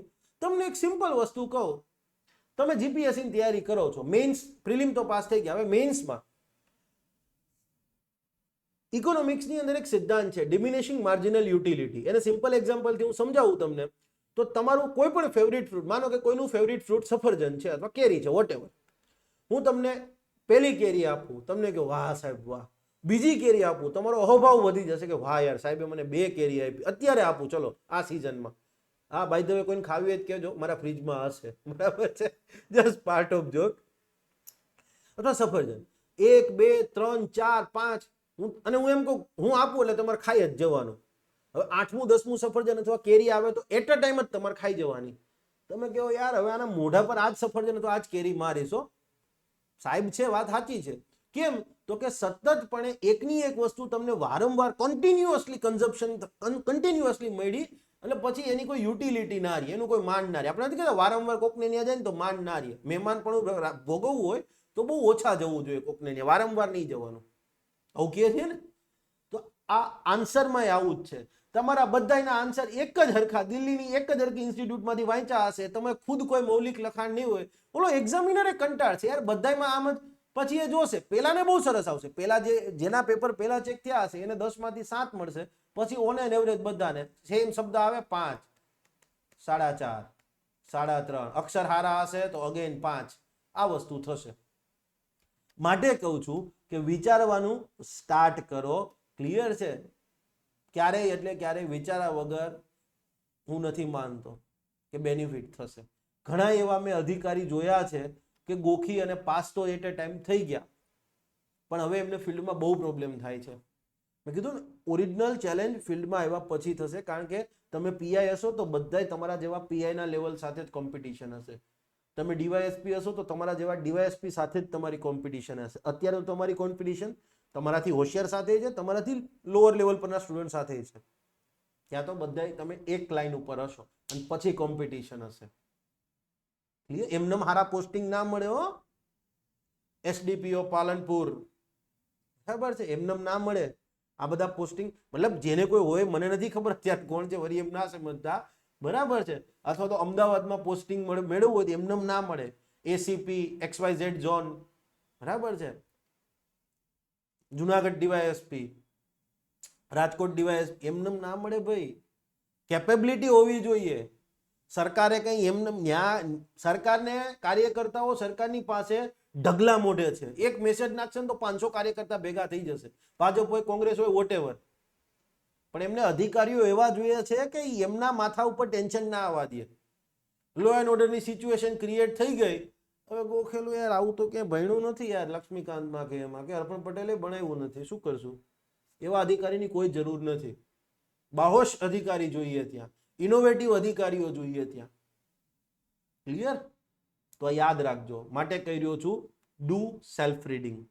ઓકે, હવે ડેટાની કેટલીક વાત કરી લઈએ. હું કહું એટલો જ ડેટા યાદ રાખવાનો છે, એનાથી વધારે યાદ નથી રાખવાનો. ઓકે, પહેલી વાત કરીએ રાજકોષીય ખાધની, ફિસ્કલ ડેફિસિટની. તો સરકારે એવો ટાર્ગેટ રાખેલો હતો કે 31 માર્ચ 2021 સુધીમાં રાજકોષીય ખાધ છે કેન્દ્ર સરકારના બજેટમાં એ ઘટાડીને 3% ઓછી કરી દઈશું. 31 માર્ચ 2021 સુધીમાં 3% ઓછી કરવાનો ટાર્ગેટ રાખ્યો હતો, પણ અચીવ ના થયો. કેમ? કે 20માં કોરોના હતો. 31 માર્ચ 2021 એટલે નાણાકીય વર્ષ તો 2020 જ થયું, પણ કોરોના આવ્યો એટલે આગળ જતા એ ડેફિસિટ 9% જેટલી થઈ ચૂકી હતી. ઓબ્વિયસલી સરકારને ખર્ચ વધુ કરવો પડ્યો. તો 31 માર્ચ 2021 સુધીમાં તો એ જીડીપી ના 3%થી નીચે લાવવાનો જે લક્ષ્યાંક હતો રાજકોષીય ખાધને, એ અચીવ ન થઈ શક્યો. તો હવે નવો ટાર્ગેટ શું છે અને કેટલો છે? તો નવો ટાર્ગેટ છે 31 માર્ચ 2025. આ નાણાકીય વર્ષ 2024-25 પૂરું થાય એ પહેલા, એ પૂરું થાય ત્યારે નવો ટાર્ગેટ છે રાજકોષીય ખાધનો 31 માર્ચ 2025 સુધીમાં રાજકોષીય ખાધને જીડીપીના 4.5%થી નીચે લાવવી. આ તમને લખીને આપી દીધું છે. 31 માર્ચ 2021 સુધીમાં જીડીપીના 3%થી ઓછી લાવવાનો લક્ષ્યાંક હતો, ટાર્ગેટ હતો, અચીવ ના કરી શક્યા. કેમ? કોવિડના રીઝનથી. તો હવે 21-22ના બજેટની અંદર સરકારે એક નવો ટાર્ગેટ જાહેર કરેલો હતો, અને એ ટાર્ગેટ શું હતો કે ભાઈ નાણાકીય વર્ષ 2025-26 સુધીમાં, મતલબ 31 માર્ચ 2025 સુધીમાં, હા સુધીમાં જ છે, ક્લિયર છે. આ લક્ષ્યાંક જે છે એ 4.5%થી, સોરી અહીંયા મારી ભૂલ છે, યસ 24નું વર્ષ, સોરી મારી ભૂલ છે, 2025નું જે વર્ષ આવે ફાઇનાન્શિયલ યર, એ પૂરું થાય ત્યાં સુધીમાં આપણી રાજકોષીય ખાધ જીડીપીના 4.5%થી ઓછી હોવી જોઈએ. 31 માર્ચ 2026 થશે, મારી ભૂલ હતી. ઓકે, નેક્સ્ટ છે ડેટ માટેનો લક્ષ્યાંક. ડેટ, કેન્ડલ લાઇટ ડેટ વાળું નહીં હો, ડેટ, બરાબર છે. ઋણનો લક્ષ્યાંક કેટલો છે ભાઈ? આ એક 25 છે કે 26 છે, હું સુધારીને આપી દઈશ. જસ્ટ અ મિનિટ, એકવાર મને કન્ફર્મ કરી લેવા દો ને, એટલે શું તમારે પછી કોઈ પેલું ના થવું. ઓકે ગાઈઝ, કન્ફર્મ કરી લીધું છે, 2025 જ છે, 2025 જ છે. યસ, કોઈ જ ફેરફાર નહીં. નાણાકીય વર્ષ 2025-26 સુધીમાં, મતલબ એ શરૂ થાય એ પહેલા અથવા તો 24-25 પૂર્ણ થાય ત્યારે તમે તારીખ યાદ રાખજો ને, 31 માર્ચ 2025 સુધીમાં આપણી ફિસ્કલ ડેફિસિટ રાજકોષીય ખાત જીડીપીના 4.5% નીચે લાવવાનો અંદાજ છે. મતલબ હવે જે 31 માર્ચ આવશે ને હવે જે 31 માર્ચ આવશે, ક્લિયર છે, 2025 ની ત્યાં સુધીની અંદર ફિસ્કલ ડેફિસિટ જીડીપીના 4.5% નીચે લાવવાનો સરકારનો ટાર્ગેટ છે. ઋણના લક્ષ્યાંકની વાત કરીએ, ડેટ ટાર્ગેટની વાત કરીએ તો 31 માર્ચ 2025 સુધીની અંદર સામાન્ય સરકારી દેવું, જનરલ ગવર્મેન્ટ ડેટ, ક્લિયર છે, જીડીપીના 60% જેટલું રાખવું. જનરલ ગવર્મેન્ટ ડેટ અને કેન્દ્ર સરકારનું દેવું, સેન્ટ્રલ ગવર્મેન્ટ ડેટ, એ કેટલું રાખવાની લક્ષ્યાંક છે? તો જીડીપીના 40% જેટલું. આ પૂછાઈ શકે એવો ડેટા છે. જુઓ, રાજકોષીય ખાધનો ટાર્ગેટની વાત કરો કે ઋણના લક્ષ્યાંકની વાત કરો, તારીખ સેમ જ રહેશે, 31 માર્ચ 2025. 31 માર્ચ 2025 સુધીમાં ફિસ્કલ ડેફિસિટ કે તો જીડીપીના 4.5%થી ઓછી રાખવાની વાત કરે છે. જો જનરલ ગવર્મેન્ટ ડેટ કે તો જીડીપીના 60% જેટલું, અને સેન્ટ્રલ ગવર્મેન્ટ ડેટ કે તો ક્લિયર કેન્દ્ર સરકારનું દેવું કે તો જીડીપીના 40% જેટલું. હવે પ્રશ્ન એ થાય કે આ બેનો ડિફરન્સ શું? ક્લિયર છે, જનરલ ગવર્મેન્ટ ડેટ અને સેન્ટ્રલ ગવર્મેન્ટ ડેટ, આનો ડિફરન્સ શું? મેં ઇકોનોમીની આપણી જે વેબ સિરીઝ ઓફ એમસીક્યુ છે એમાં ઇન ડિટેલ સમજાવ્યો છે. ક્લિયર છે, તમે એ લેક્ચર્સ જોઈ લેજો, અત્યારે હું નહીં સમજાવું, બરાબર, અથવા લેક્ચર્સમાં સમજાવેલો છે. ઓકે, ભારતનું વિદેશી હુંડિયામણ અને ઇમ્પોર્ટ કવર. 31 માર્ચ 2024 ના રોજ ભારતનું વિદેશી હુંડિયામણ $646.4 બિલિયન હતું.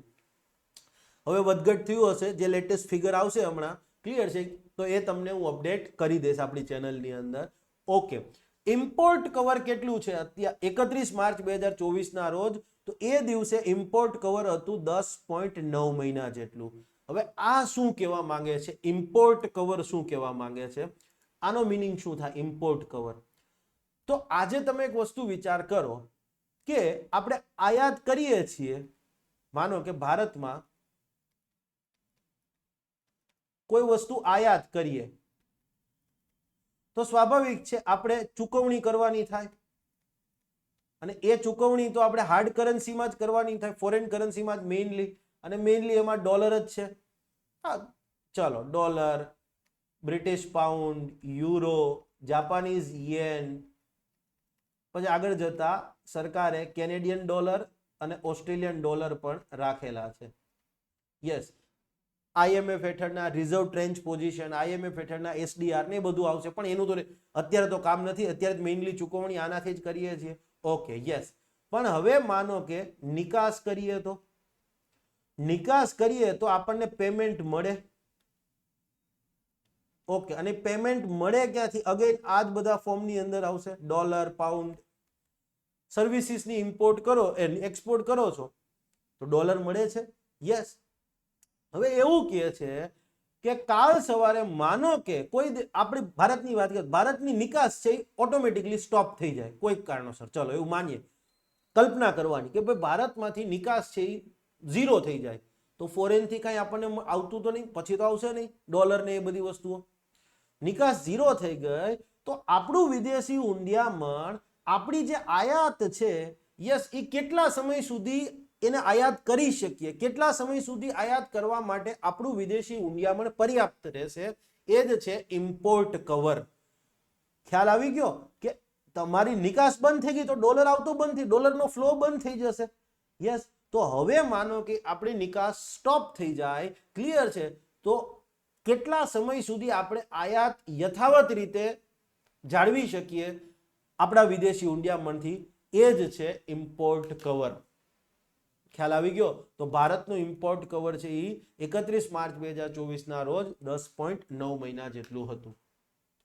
મતલબ કાલ સવારે નિકાસ ઝીરો થઈ જાય તો પણ આપણે 10.9 મહિના સુધી સસ્ટેન કરી શકીએ, જે કાંઈ પણ ક્રૂડ ઓઇલ, મશીનરી બધું મંગાવવાનું છે એ મંગાવી શકશું. ક્લિયર? આ ઇમ્પોર્ટ કવર 1991 માં 14 દિવસ માટેનું રહ્યું હતું અને ત્યાંથી આપણે અહીંયા લાવ્યા છીએ. ક્લિયર છે? યસ. હવે કોઈ એમ ના કહેતા કે 2014 પહેલા આ ઇમ્પોર્ટ કવર 2 જ મહિના હતું. ના ભાઈ, બરાબર, બધી સરકારોનો એટલો જ યોગદાન રહ્યું છે. નરસિંહ રાવજી થી વાત કરો મોદી સાહેબ સુધી, આ દેશના નિર્માણમાં દરેક સરકારોએ ફાળો આપેલો છે. એવું નહીં કોઈ એક સરકારે. સરકારોનું કામ છે પાછળની સરકારને કોસવાનું. અને હોશિયાર સરકારો શું કરે છે? દેશની તુલના કોની સાથે કરે? કાં તો પાછળની સરકારો સાથે. પાછળની સરકારો આટલા રોડ બનાવ્યા તો અમે આટલા રોડ બનાવ્યા. ક્લિયર? ઓકે. અથવા તો તુલના કરશે તમારી પાકિસ્તાન સાથે. પાકિસ્તાનમાં આમ છે, જો અહીંયા આપણે આવું છે. અરે નબળા દેશ સાથે શું કામ કમ્પેરિઝન કરો? કમ્પેરિઝન કરવી તો અમેરિકા અને યુરોપ સાથે કરો ને, કે ત્યાં આટલા રોડ સારા છે, ત્યાં બેટર હેલ્થ કેર, એજ્યુકેશનની ફેસિલિટીઝ છે. ક્લિયર છે? યસ. પેલો મિર્ઝાપુરમાં પેલી સીએમ ની છોકરી કોણ, માધુરી ભાભી, મુન્ના ભૈયા નહીં કહેતી, કાગજ में कुछ नहीं था बट वो कॉन्फिडेंस दिखना चाहिए और कंपैरिजन कमजोर से ही की जाती है. ક્લિયર છે? તો જે નેતાઓ આવી બધી વાતો કરે, પાછળની સરકારો સાથે તુલના કરે, આપણાથી લોઅર લેવલના દેશ સાથે તુલના કરે, ત્યારે સમજી લેવાનું કે એ પ્રગતિશીલ વિચારોમાં નથી માનતો. એ પોતાની સત્તા ટકાવી રાખવામાં જ માને છે. એનામાં કોઈ શંકાને સ્થાન નથી. કાલ સવારે હું બોલું તો મને તમ તારે આ વસ્તુ કહેજો. ઓકે. એટલે હું નેતા બનવાનો નથી, બરાબર છે? કોઈ એવું ના આવી જાય. ડેફિસિટ્સની વાત કરીએ તો મેઇનલી આપણે 4 ડેફિસિટ છે. ફિસ્કલ ડેફિસિટ, અથવા તો શરૂઆત કરો રેવન્યુ ડેફિસિટ, મહેસૂલી ખાધ, effective revenue deficit, yes, fiscal deficit અને budget deficit. Sorry, slip of tongue, budget deficit નહીં, પ્રાઇમરી ડેફિસિટ. પ્રાઇમરી ડેફિસિટ, પ્રાથમિક ખાધ, રાજકોષીય ખાધ, પ્રભાવક મહેસૂલી ખાધ અને મહેસૂલી ખાધ. ક્લિયર? તમને બધાને આની સમજૂતી મળી જ ગઈ હશે, હું માની રહ્યો છું. ક્લિયર છે? ઓકે. એનો ટાર્ગેટ જુઓ, તમારે જે યાદ રાખવાનું છે એ 2024 નો બજેટ એસ્ટિમેટ યાદ રાખવાના છે કે ભાઈ 2024-25 ના બજેટ એસ્ટિમેટ શું કહે છે, આ તમારે યાદ રાખવાનું છે.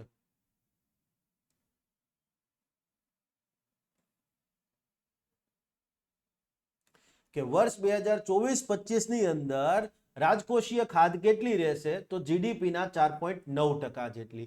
વર્ષ 2024-25 ની અંદર મહેસૂલી ખાધ કેટલી રહેશે? તો કે જીડીપી ના 1.8% જેટલી. વર્ષ 2024-25 માં પ્રભાવક મહેસૂલી ખાધ કેટલી રહેશે? તો કે જીડીપી ના જીડીપી ના 0.6% જેટલી. અને યસ, પ્રાઇમરી ડેફિસિટ, પ્રાથમિક ખાધ કેટલી રહેશે? તો અગેન જીડીપી ના 1.4% જેટલી. હું ગુજરાતી એ સાથે સાથે અહીંયા લખી આપું છું એટલે કન્ફ્યુઝન ના થાય. પહેલી છે રાજકોષીય ખાધ, નીચે આપેલી જ છે પણ ઇંગ્લિશ હશે, રાજકોષીય ખાધ. બીજી છે મહેસૂલી ખાધ. ત્રીજી આવે છે અસરકારક મહેસૂલી ખાધ, પ્રભાવક અથવા તો અસરકારક.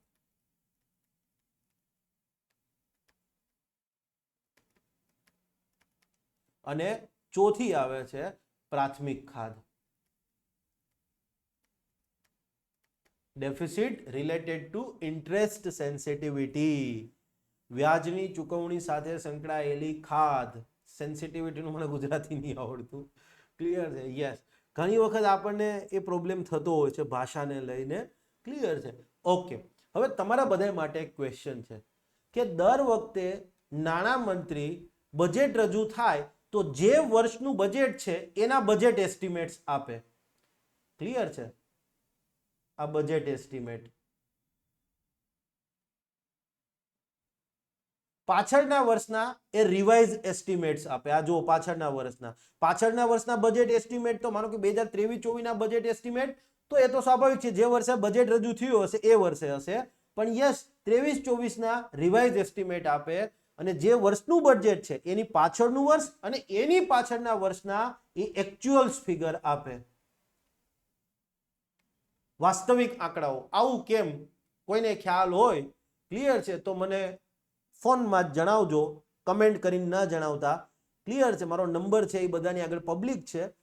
ક્લિયર છે, મને જણાવજો. જેનો જવાબ સાચો આવશે કારણ સાથે એને ઇકોનોમીનો 3 મહિનાનો કોર્સ આપી દેવામાં આવશે. ટાઈમ લિમિટ છે તમારી. આ લેક્ચર ક્યારે અપલોડ થાય છે, હું રેકોર્ડ કરી રહ્યો છું ત્યારે તારીખ અલગ છે.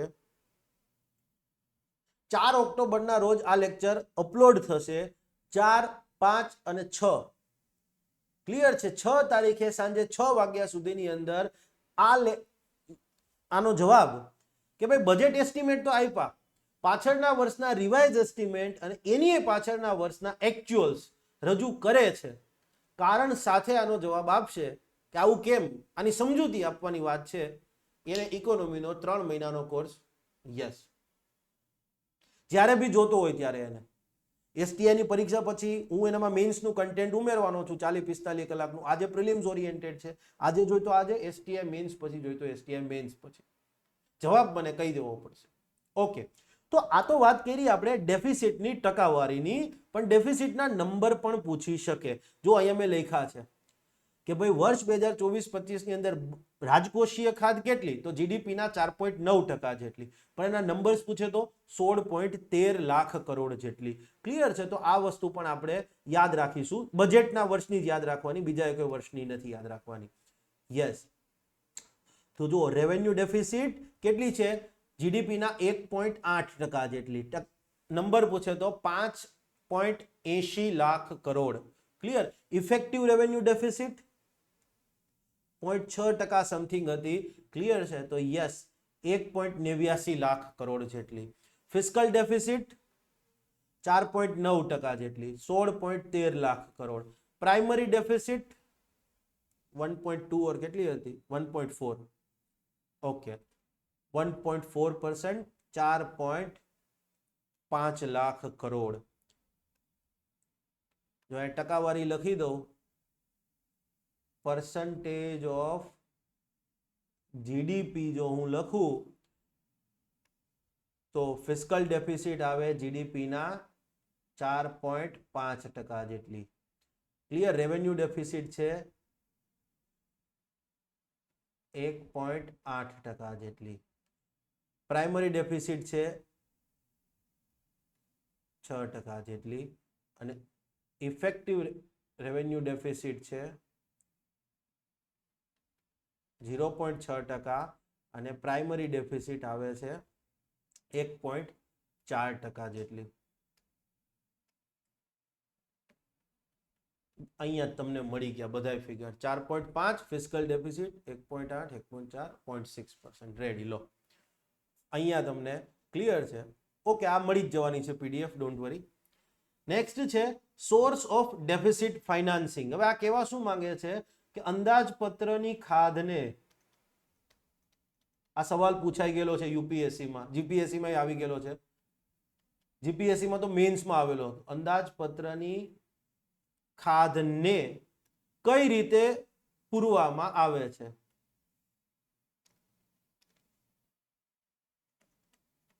કઈ રીતે પૂરવામાં આવે છે? હવે ઇકોનોમી ભણતા હોય ત્યારે આપણે ખબર છે એના બે વિકલ્પ છે. એક કે અંદાજપત્રમાં જે ખાધ આવે એટલા રૂપિયા સરકાર આરબીઆઈ ને, નેશનલ જે સેન્ટ્રલ બેંક છે દેશની, એને છાપી નાખવાનું કહી દેશે. પણ એવું કરો તો હાલત શું થાય? આજના દિવસના ઝિમ્બાબ્વે જેવી થાય. ફુગાવો એક્સ્ટ્રીમલી હાઈ થઈ જાય. ભારત રિસ્પોન્સિબલ કન્ટ્રી છે માટે એવું નહીં કરતું. કોઈ પણ રિસ્પોન્સિબલ કન્ટ્રી પૈસા છાપવાનું ના કહે. તો આપણે શું કરીએ છીએ? બજાર ઋણ લઈએ છીએ. ક્લિયર છે. વિકલ્પ એના બે છે. અંદાજપત્રની ખાધને કઈ રીતે પૂરું કરવામાં આવે? એક છે ખાધનું નાણાકીયકરણ, ખાધનું મોનેટાઇઝેશન, નાણાકરણ, પૈસા છાપી નાખો. ક્લિયર છે. પણ કોઈ, અને બીજો વિકલ્પ છે બજાર ઋણ. કોઈ બી રિસ્પોન્સિબલ કન્ટ્રી જે છે, યસ, આ ખાધનું નાણાકરણ છે એને એક્સેપ્ટ ન જ કરે. ક્લિયર છે. ઇન્ડિયા સહિતના બધા દેશો જે છે, યસ, એ બજાર ઋણથી જ કરે છે. તો બજાર ઋણ કઈ કઈ રીતે લેવામાં આવે? એક તો કે ગવર્મેન્ટ સિક્યોરિટીઝ, ક્લિયર છે? લાંબા ગાળાની, લોંગ ટર્મ મેચ્યોરિટી, કે ભાઈ 5 વર્ષની, 15 વર્ષની, 30 વર્ષની ગવર્મેન્ટ સિક્યુરિટીઝ ઇસ્યુ કરવામાં આવે. માર્કેટ બોરોવિંગ્સ, ગવર્મેન્ટ સિક્યુરિટીઝ ઇસ્યુ કરી, સરકારી જામીનગીરી બહાર પાડી અને લેવામાં આવતા ઋણ. બીજું છે short term borrowing. Short term borrowings એટલે શું? તો બેઝિકલી ટ્રેઝરી બિલ્સ થી, 14 દિવસના ટ્રેઝરી બિલ, ક્લિયર છે? 7 દિવસના ટ્રેઝરી બિલ હવે તો થયા છે, 7 ડેઝ, 14 દિવસના ટ્રેઝરી બિલ્સ, 91 દિવસના ટ્રેઝરી બિલ્સ, 182 દિવસના ટ્રેઝરી બિલ્સ અને 364 દિવસના ટ્રેઝરી બિલ્સ. એનાથી ના હોય. શોર્ટ ટર્મ એટલે 1 વર્ષથી ઓછું હોય. સિક્યુરિટીઝ અગેન્સ્ટ સ્મોલ સેવિંગ્સ, નાની બચતો સામે, ક્લિયર છે? યસ. માનો કે આજે તમે પોસ્ટ ઓફિસમાં જઈ અને પોસ્ટ ઓફિસ સેવિંગ્સ અંતર્ગત રૂપિયા આપો છો, તો એ રૂપિયા સરકારે તમારી પાસેથી લીધેલું એક પ્રકારનું ઋણ કહેવાય. ક્લિયર છે? તમે કિસાન વિકાસ પત્રની ખરીદી કરો છો, યસ, તમે સોવરિન ગોલ્ડ બોન્ડની ખરીદી કરો છો, તો આ બધું સિક્યુરિટીઝ અગેન્સ્ટ સ્મોલ સેવિંગ્સ કહી શકાય. સ્ટેટ પ્રોવિડન્ટ ફંડ, રાજ્ય સરકારના પોતાના પ્રોવિડન્ટ ફંડ હોય છે, યસ. તો કેન્દ્ર સરકારના તો હશે, એ તો એની પાસે હશે, પણ રાજ્ય સરકારના જે પ્રોવિડન્ટ ફંડમાં રૂપિયા છે, કેન્દ્ર સરકાર એમાંથી પણ ઋણ લે છે, yes. Other receipt, internal debt. Internal debt એટલે માનો કે કેન્દ્ર સરકારે રાજ્ય સરકારો પાસેથી ઋણ લીધું હોય, લઈ શકે. માનો કે કોઈ રાજ્ય સરકાર કેન્દ્ર સરકારની ગવર્મેન્ટ સિક્યુરિટીઝ પરચેસ કરે, તો એ રાજ્ય સરકાર પાસેથી લીધેલું ઋણ જ કહેવાય ને, યસ. તો રાજ્ય સરકારો, જનરલી ભારતમાં એવું બનતું નથી, પણ આ જસ્ટ ખાલી સમજાવવા માટે. અને પબ્લિક એકાઉન્ટ. પબ્લિક એકાઉન્ટ એટલે શું? તો કે સિમ્પલી, લેટ સે ફોર એક્ઝામ્પલ, તમે યુપીએસસી ની એક્ઝામમાં ફી ભરી, તો એ શું થયું? ક્લિયર છે? પબ્લિક એકાઉન્ટના રૂપિયા થયા. લેટ સે ફોર એક્ઝામ્પલ, કેન્દ્ર સરકારના દ્વારા તમને કોઈ દંડ ફટકારવામાં આવ્યો, એ પણ પબ્લિક એકાઉન્ટમાં રૂપિયા ગયા. ખ્યાલ આવી ગયો? તો આ પબ્લિક એકાઉન્ટમાં જે રૂપિયા છે, એનો રૂપિયા છે એ ડેફિસિટને ફાઇનાન્સ કરવામાં, મતલબ ખાધને પૂરવામાં થશે. એક્સટર્નલ ડેટ, વિદેશમાંથી ઋણ લેવામાં આવે, વર્લ્ડ બેંક અથવા કોઈ જાપાન પાસેથી કે કોઈ દેશ પાસેથી ઋણ લેવામાં આવે. અને draw down of a cash balance, સરકાર પાસે જે રોકડ છેલ્લે બચી હોય, ક્લિયર છે, એમાં એનો પણ ઉપયોગ થાય. તો ખાધને કઈ રીતે પૂરી કરવામાં આવે છે? જીપીએસસીમાં મેન્સની અંદર આ સવાલ હતો. આપણે લેક્ચરની અંદર તો બહુ ડિટેલમાં આ વસ્તુ સમજાવીએ છીએ, પણ આ જસ્ટ ખાલી તમને અહીંયા એક કહી દીધી. ઓકે, બીજા ઇમ્પોર્ટન્ટ ફિગર શું છે? તો વર્ષ 2024-25 ની અંદર ટેક્સ રેવન્યુ કેટલી રહેવાની છે? Gross tax revenue. Gross no meaning થાય કુલ. મેથેમેટિક્સ ની અંદર તમે જેને ટોટલ કહો એને ઇકોનોમિક્સમાં કુલ કહેવાય. તો યસ, કરપાત્ર આવક કેટલી રહેશે? તો કે જીડીપીના 11.8% જેટલી રહેવાનો અંદાજ છે. કરની આવક, ટેક્સ રેવન્યુ, કુલ કરપાત્ર આવક વર્ષ 2024-25 માટે કુલ કરપાત્ર આવક કેટલી રહેવાની છે? તો કે જીડીપીના 11.8%. હવે જો આ બધી વસ્તુઓ તમને તમારા સાહેબોએ સમજાવેલી હોવી જોઈએ. આ બધી વસ્તુઓ બજેટના લેક્ચર, જ્યારે આપણે બજેટ જોઈએ છે, યસ, અંદાજપત્ર વાળું જે કહીએ છે ને, અલગ અલગ ખાતા, ચાલુ ખાતું, મહેસૂલી ખાતું, તો એમાં આ બધી વસ્તુઓ સમજાવવાની હોય છે. Okay, direct tax to indirect taxes નો રેશિયો, કુલ કરપાત્ર આવક કેટલી? જીડીપીના 11.8% જેટલી. હવે એમાં પણ કુલ કરની આવકમાં, ધારો કે કરની આવક 100 છે, તો પ્રત્યક્ષ કરમાંથી કેટલી? પ્રત્યક્ષ કર ટુ પરોક્ષ કર, તો કે એ રેશિયો છે 57.5 જે છે, યસ, સામે 57.5 જેમ 42.5. માનો કે ભારત સરકારની કુલ કરની આવક 100 રૂપિયા છે, તો 57.5 રૂપિયા પ્રત્યક્ષ કરમાંથી આવે છે, 42.5 રૂપિયા પરોક્ષ કરમાંથી આવે છે. હવે તમને આ બધું ખબર હોવી જોઈએ, ડાયરેક્ટ ટેક્સ કયા છે, ઇનડાયરેક્ટ ટેક્સ કયા છે, ક્લિયર છે? એ બધું હું સમજાવવા જઈશ તો પછી બરાબર બજેટ 50 લેક્ચરનું થાય. નોન ટેક્સ રેવન્યુ, બિન કરપાત્ર આવક કેટલી રહેશે? બિન કરપાત્ર આવક, તો કે બિન કરપાત્ર આવક જીડીપીના 1.7% જેટલી રહેવાની છે. 3 ફિગર ઇમ્પોર્ટન્ટ છે. અને કેન્દ્ર સરકારનું દેવું કેટલું રહેવાનું છે? તો કે 56.8%. હમણાં આપણે કીધું કે 31 માર્ચ 2025 સુધીમાં એ જીડીપીના 40% લાવવાનું છે. આજે જીડીપીના 56.8% છે. આવી શકે? ન જ આવી શકે. ટાર્ગેટ મિસ થશે, જોઈ લેજો. આવતા બજેટમાં હું ક્યાંય જવાનું નથી, તમે ક્યાંય જવાના નથી. ક્લિયર છે? હમણાં ટાર્ગેટ શું કીધું આપણે? 31 માર્ચ 2025 સુધીમાં કેન્દ્ર સરકારનું દેવું જીડીપીના 40% જેટલું રાખવું. આજે કેટલું છે? 56.8% તો આજે છે. તો ક્યારે થઈ શકે એટલું? સીધો કેટલો ઘટાડો થયો તમે જુઓ તો ખરા, 16.8%. બોલવામાં ક્યાં? આપણી પ્રજાને આપણે આ બધી વસ્તુઓ તો ખબર જ નથી હોતી. બરાબર છે? યસ. કેન્દ્ર સરકારનું દેવું જીડીપીના 56.8% જેટલું છે. યસ. ટાર્ગેટ કેટલો છે? 40% જેટલું કરવાનો. ઓકે. ઇફેક્ટિવ કેપિટલ એક્સપેન્ડિચર, આ સવાલ યુપીએસસી માં પણ ડ્યુ છે. લાંબા સમયથી હું કહું છું કે આ સવાલ આવશે આવશે આવશે, પણ હજી આવ્યો નથી. બરાબર છે? કેમ નથી આવ્યો મને નથી ખબર. દાસા સાહેબ તો આવી ગયો હોત, કારણ કે દાસા સાહેબ ગયા પછી આ બધી વસ્તુ આવી છે more or less. Okay. Effective capital expenditure એટલે શું? ઓકે, તમને સિમ્પલ એક વસ્તુ વિચાર કરો. Effective revenue deficit, effective revenue deficit, પ્રભાવક મહેસૂલી ખાધ.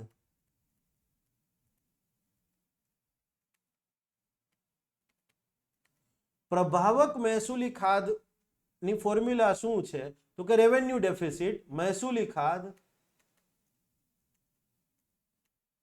રેવન્યુ ડેફિસિટ માઇનસ મૂડીઓના સર્જન પેટે, સર્જન હેતુથી કેન્દ્ર દ્વારા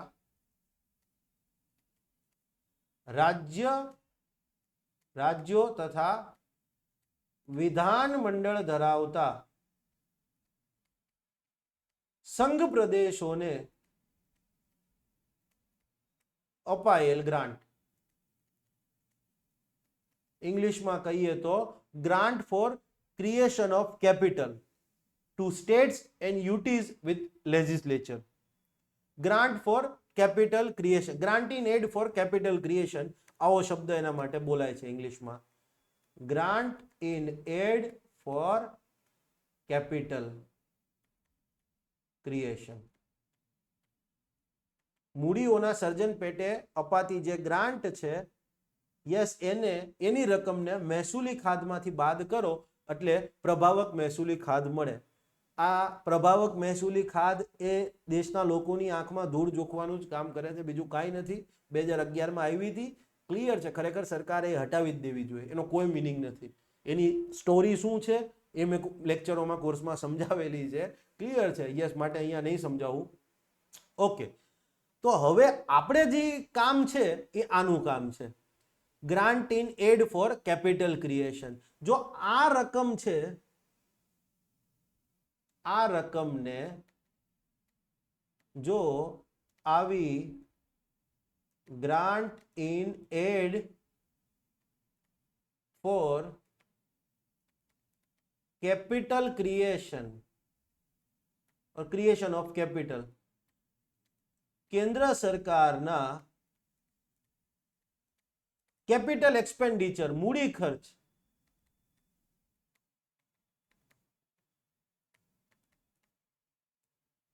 મૂડી ખર્ચમાં ઉમેરવામાં આવે તો તે મળે શું? ઇફેક્ટિવ કેપિટલ એક્સપેન્ડિચર, પ્રભાવક અથવા અસરકારક મૂડી ખર્ચ, ઇફેક્ટિવ કેપિટલ એક્સપેન્ડિચર. રાજ્યોને મૂડીઓના સર્જન પેટે જે ગ્રાન્ટ આપવામાં આવે છે, ક્લિયર છે, એ ગ્રાન્ટની રકમને મહેસૂલી ખાધમાંથી જો તમે બાદ કરો, મહેસૂલી ખાધમાંથી બાદ કરો તો શું મળશે? પ્રભાવક મહેસૂલી ખાધ. પણ રાજ્યોને મૂડીઓના સર્જન પેટે જે ગ્રાન્ટ આપવામાં આવી છે એ રકમને જો તમે કેન્દ્ર સરકારના કેપિટલ એક્સપેન્ડિચરમાં એડ કરો તો એ થશે ઇફેક્ટિવ કેપિટલ એક્સપેન્ડિચર. અને વર્ષ 2024-25માં અસરકારક મૂડી ખર્ચ રહેવાનો છે 15,01,889 કરોડ, અને જે જીડીપીના 4.5% જેટલો છે. બે MCQ પૂછાઈ શકે. યાદ રાખજો, કેપિટલ એક્સપેન્ડિચર કીએ તો 7 એકડા મૂકી જ દેવાના. ખાલી જો તમને એવું કીધું હોય કે કેપિટલ એક્સપેન્ડિચર મૂડી ખર્ચ, તો રકમ કેટલી થશે? આંખો વીંચી અને 7 એકડા મૂકી જ દેવાના. ક્લિયર? અને જીડીપી ના 3.4%. પણ ઇફેક્ટિવ કેપિટલ એક્સપેન્ડિચર કીએ તો 15,01,889 કરોડ, જીડીપી ના 4.5%. એકેય બુકમાં તમને નહીં મળે. જાઓ ક્યાંય, એટલે ક્યાંય નહીં મળે. હવે પછી આપે ગુજરાત વાળા કોઈ, બરાબર છે, તો મને નહીં ખબર ક્લાસીસ વાળા, પણ અત્યાર સુધી તો ક્યાંય નહીં મળે. મારી પાસે સિક્રેટ ડોક્યુમેન્ટ છે. સીધું નિર્મલા તાઈને જ કીધું હતું કે તાઈ કિતના હોતા હે. Just part of joke. સરકાર ઘણા બધા ડોક્યુમેન્ટ્સ બહાર પાડતી હોય છે. ક્લિયર છે? અને એ ફિગર મેળવેલો છે. તમને એક્ઝામમાં આવે 4.5% કહી દેજો. આન્સર ખોટો પડશે તો તમારા વતી હાઈકોર્ટ હું જઈશ. જાઓ. ઓકે, હવે આપણે જોઈએ રૂપિયો ક્યાંથી આવશે ને રૂપિયો ક્યાં જશે. આ ખાલી એક એનાલિસિસ કરવાની વાત છે. તમે જુઓ, કેન્દ્ર સરકારનું બજેટ જો 1 રૂપિયો કરી દઈએ, આપણે 100 પૈસા કરી દઈએ, 100 પૈસા, તો 27 પૈસા તો ક્યાંથી આવે છે? ઋણમાંથી.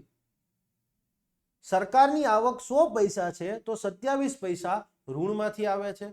જો ઋણને બાદ કરીએ તો પછી આગળ જતા 19 પૈસા આવકવેરામાંથી, ઇન્કમ ટેક્સમાંથી, 18 પૈસા જીએસટી અને અન્ય બીજા ટેક્સમાંથી, 17 પૈસા કોર્પોરેટ ટેક્સમાંથી આવે છે, 9 પૈસા છે એ બિન કરપાત્ર આવકમાંથી આવે છે, 5 પૈસા છે યુનિયન એક્સાઇઝ ડ્યુટીમાંથી આવે છે, કેન્દ્રીય ઉત્પાદન વેરો, 4 પૈસા છે કસ્ટમ્સમાંથી આવે છે, જે ઇમ્પોર્ટ ડ્યુટી મેઇનલી લગાડીએ છીએ એના ઉપર, અને 1 પૈસો છે, ક્લિયર છે, એ ઋણ ન હોય એવી મૂડી આવકમાંથી આવે છે. ઋણ ન હોય એવી મૂડી આવક એટલે શું?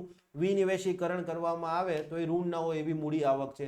ભૂતકાળની લોનની વસૂલાત કરવામાં આવે, જાહેર સંપત્તિઓનું વેચાણ અથવા લીઝ પર આપવામાં આવે તો એ છે ઋણ ન હોય એવી મૂડી આવક. હવે તમને ક્વેશ્ચન શું પૂછાય?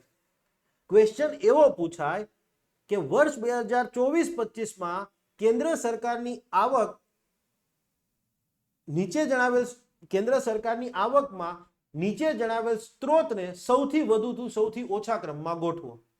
4 સ્ત્રોત આપ્યા હોય તો હવે તમારે યાદ રાખવાનું, સૌથી પહેલા બજાર ઋણની વાત કરી છે, પછી ઇન્કમ ટેક્સ છે, પછી જીએસટી એન્ડ અધર ટેક્સીસ છે, પછી તો કે કોર્પોરેટ ટેક્સીસ છે, એ જ છે ને? હા. પછી નોન ટેક્સ રિસીટ. મેઇનલી આ પહેલા 4 તો તમારે યાદ રાખવાના. સૌથી વધુ આવક ઋણ, અથવા તો એમ કે ઋણને અવગણતા સૌથી વધુ આવક ક્યાંથી આવે છે? તો ઇન્કમ ટેક્સમાંથી. પહેલા એવું પૂછે, સૌથી વધુ આવક,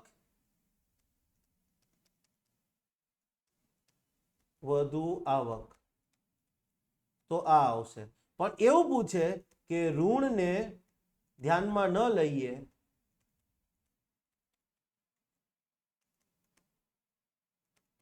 તો સૌથી વધુ આવક ક્યાંથી આવશે? જો ઋણને તમે ધ્યાનમાં નથી લેતા તો સૌથી વધુ આવક આવે છે ઇન્કમ ટેક્સમાંથી. ક્લિયર? આ ફર્સ્ટ, આ સેકન્ડ અને આ થર્ડ. બસ આટલે સુધીનું યાદ રાખજો. ક્લિયર?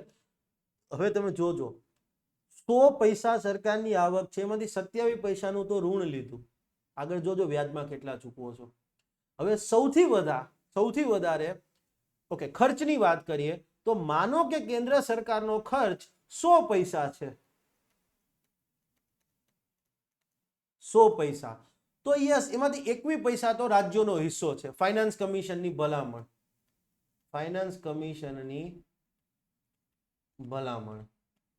યસ, ફાઇનાન્સ કમિશને જે 41%નો શેર કીધો છે, તો કેન્દ્ર સરકારની આવક 100 પૈસા છે કરપાત્ર આવક. બરાબર? કેન્દ્ર સરકારની જે કરપાત્ર આવક છે, ક્લિયર છે, બધા કર પાછળ એમાં સમાવિષ્ટ નથી, અમુક કરનો જ સમાવેશ થાય છે, અમુક નથી એ થતા. તો એ તમને ખબર હોવી જોઈએ કયા કયા ટેક્સ. ક્વેશ્ચન એમાં આવે કે નીચે જણાવેલ કર પૈકીની કયા કરમાંથી થતી ચોખ્ખી આવક નાણાં પંચની ભલામણ અનુસાર સંઘ અને રાજ્યો વચ્ચે વહેંચણી કરવામાં આવશે. તો કયા કયા ટેક્સ છે એ લિસ્ટ ખબર હોવી જોઈએ તમને. બરાબર, તમારા સાહેબોએ ભણાવેલો હોવું જોઈએ. ઓકે, તો સૌથી વધુ જે છે યસ એ 21 પૈસા તો કે રાજ્યોનો હિસ્સો છે ફાઇનાન્સ કમિશનની ભલામણ પર. હવે તમે જુઓ 27 પૈસા આપણે વ્યાજમાં લીધા હતા, ઋણ લીધું હતું. 27 પૈસાનું કેન્દ્ર સરકારે ઋણ લીધું હતું, તો 19 પૈસા તો વ્યાજની ચૂકવણીમાં જાય છે. બજેટનો સૌથી મોટો ખર્ચ, અંદાજપત્રનો સૌથી મોટો ખર્ચ. રાજ્યના હિસ્સાને ન ગણીએ ત્યારે, રાજ્યનો હિસ્સો છે એને બાદ કરો તો અંદાજપત્રનો સૌથી મોટો ખર્ચ વ્યાજની ચૂકવણી છે. પછી સેન્ટ્રલ સેક્ટર સ્કીમ, બરાબર, 60-40 વાળી જે યોજના છે central sector scheme, yes sorry 100% central આવશે, સેન્ટ્રલ સ્પોન્સર્ડ સ્કીમમાં આવે. તો એવી યોજનાઓ કે જે 100% ફંડ કેન્દ્ર સરકાર આપે છે, એમાં કેટલા 16 પૈસા જશે, પણ એમાં ડિફેન્સનો કેપિટલ એક્સપેન્ડિચર અને સબસિડી બાદ કરી છે. પછી તો કે ફાઇનાન્સ કમિશનની અન્ય ટ્રાન્સફર, ફાઇનાન્સ કમિશને જે બીજી ગ્રાન્ટ આપવાનું કીધું હોય અર્બન બોડીઝ માટે, ડિઝાસ્ટર મેનેજમેન્ટ માટે, તો એ બધી ગ્રાન્ટ છે એના 9 પૈસા. આ યાદ રાખવાની જરૂર નથી. ડિફેન્સ છે તો એમાં 100 માંથી 8 પૈસા. સેન્ટ્રલી સ્પોન્સર્ડ સ્કીમ્સ, આ 60-40 વાળી યોજના, 60-40 વાળી કેન્દ્ર સરકારના 60%, 40% જે છે એ રાજ્ય સરકારના, તો એ યોજના. સબસિડીઝ ઉપર 6 પૈસાનો ખર્ચ થાય છે, પેન્શન પર 4 પૈસા અને અન્ય બીજા ખર્ચ. આ યાદ રાખવાનું નથી, અહીંયા ખાલી એટલું જ યાદ રાખો કે સૌથી મોટો ખર્ચ કયો છે. અંદાજપત્રનો સૌથી મોટો ખર્ચ વ્યાજની ચૂકવણી. ક્લિયર છે? યસ, રાજ્યનો હિસ્સો 21% છે, એ પેલા બાદ કરી દો, પછીની વાત છે. અગેન આ યાદ રાખજો. ક્લિયર? બાકી તો બીજું એટલું બધું નહીં આવે. અહીંયા તમારો આ લેક્ચર તો પૂરો થાય છે. સાહેબ પેલી વાત કહેવાના હતા, હા ચાલો કહી દઈએ તમને લોકોને.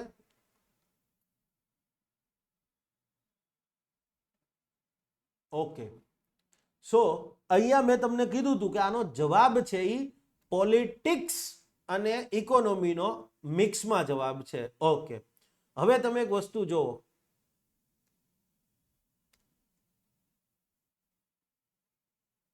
પહેલા તો હું ઇરેઝરથી આ બધી વસ્તુઓ ઇરેઝ કરી નાખીશ. 83 ની અંદર શું કહેવા માંગે છે? બિહાર રાજ્યની વાત કરી છે કે ભાઈ બિહારમાં વારંવાર ફ્લડ આવે છે. ક્લિયર છે? અને એ ફ્લડને કંટ્રોલ કરવા જરૂરી છે, નુકસાન જાય છે, અને બહુ બધી વસ્તુઓ લખી છે. પણ આગળ જતા સરકારે શું કર્યું છે કે ભાઈ બિહાર, ઓકે, એક આસામ રાજ્ય છે, હિમાચલ પ્રદેશ રાજ્ય છે, ઉત્તરાખંડ રાજ્ય છે, અને સિક્કિમ પણ રાજ્ય છે. ઓકે, હિમાચલ પ્રદેશનો હું રંગ કંઈક અલગ રાખીશ.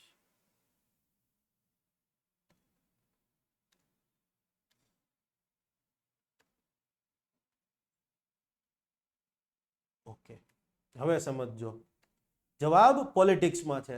બિહાર, આસામ, ઉત્તરાખંડ ને સિક્કિમ આઈધર બીજેપી ગવર્મેન્ટ છે અથવા તો બીજેપીના અલાયન્સ છે.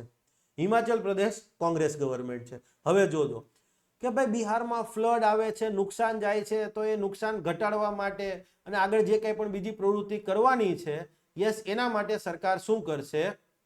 તો હવે અહીંયા લખ્યું છે કે વિલ પ્રોવાઈડ, મતલબ ગવર્મેન્ટ, અવર ગવર્મેન્ટ, અહીંયા કહેવાનો મતલબ એવો છે, સરકાર એવું કહે છે કે અવર government will provide financial support for projects with estimated cost of 11,500 crore. કેન્દ્ર સરકાર, અમારી સરકાર મતલબ નિર્મલાતાઈ બોલેલા છે, અવર ગવર્મેન્ટ મતલબ કેન્દ્ર સરકાર જે છે એ નાણાકીય સહયોગ આપશે. ક્લિયર છે? યસ, 11,000 કરોડનો પ્રોજેક્ટ છે એને આપશે, બીજી નવી સ્કીમો માટે આપશે, બ્લા બ્લા બ્લા બ્લા બધું. ઇન શોર્ટ નાણાકીય સહયોગ આપશે.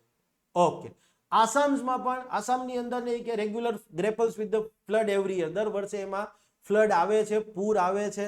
યસ, અને એના કારણે, અને એ પૂર ભારતની બહાર કે વરસાદ થયો હોય ને એના કારણે બધું આવે છે, એ બધું લખ્યું છે. અગેન અહીંયા શું લખ્યું છે?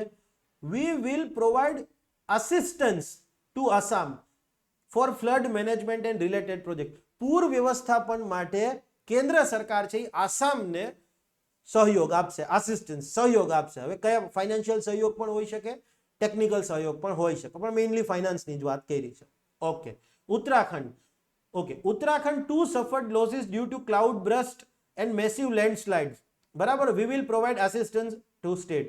સરકારે કીધું અમે સહયોગ આપીશું કે ભાઈ ત્યાં વાદળ ફાટ્યું હતું અને લેન્ડસ્લાઇડ થયેલી હતી એના કારણે નુકસાન ગયું છે, તો કેન્દ્ર સરકાર રાજ્યને સહયોગ આપશે. મેઇનલી તો ફાઇનાન્શિયલ જ હોય છે. બરાબર છે.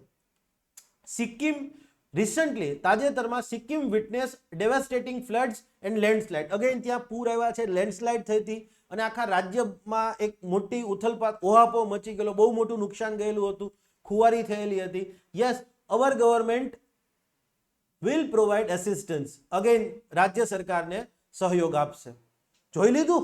ઓકે, હવે પોલિટિક્સ જુઓ. અસલી પોલિટિક્સ અહીંયા રમવાની મજા આવે. Himachal Pradesh suffered extensive loss due to flood last year. ગયા વર્ષે જે ફ્લડ આવ્યા એના કારણે હિમાચલ પ્રદેશને બહુ નુકસાન ગયું છે. અવર ગવર્મેન્ટ વિલ પ્રોવાઇડ એસિસ્ટન્સ. અમારી સરકાર સહયોગ આપશે રાજ્ય સરકારને ફોર રીકન્સ્ટ્રક્શન એન્ડ રિહેબિલિટેશન. પુનઃ બાંધકામ કરવાનું થાય, પુનઃવસનની કામગીરી છે.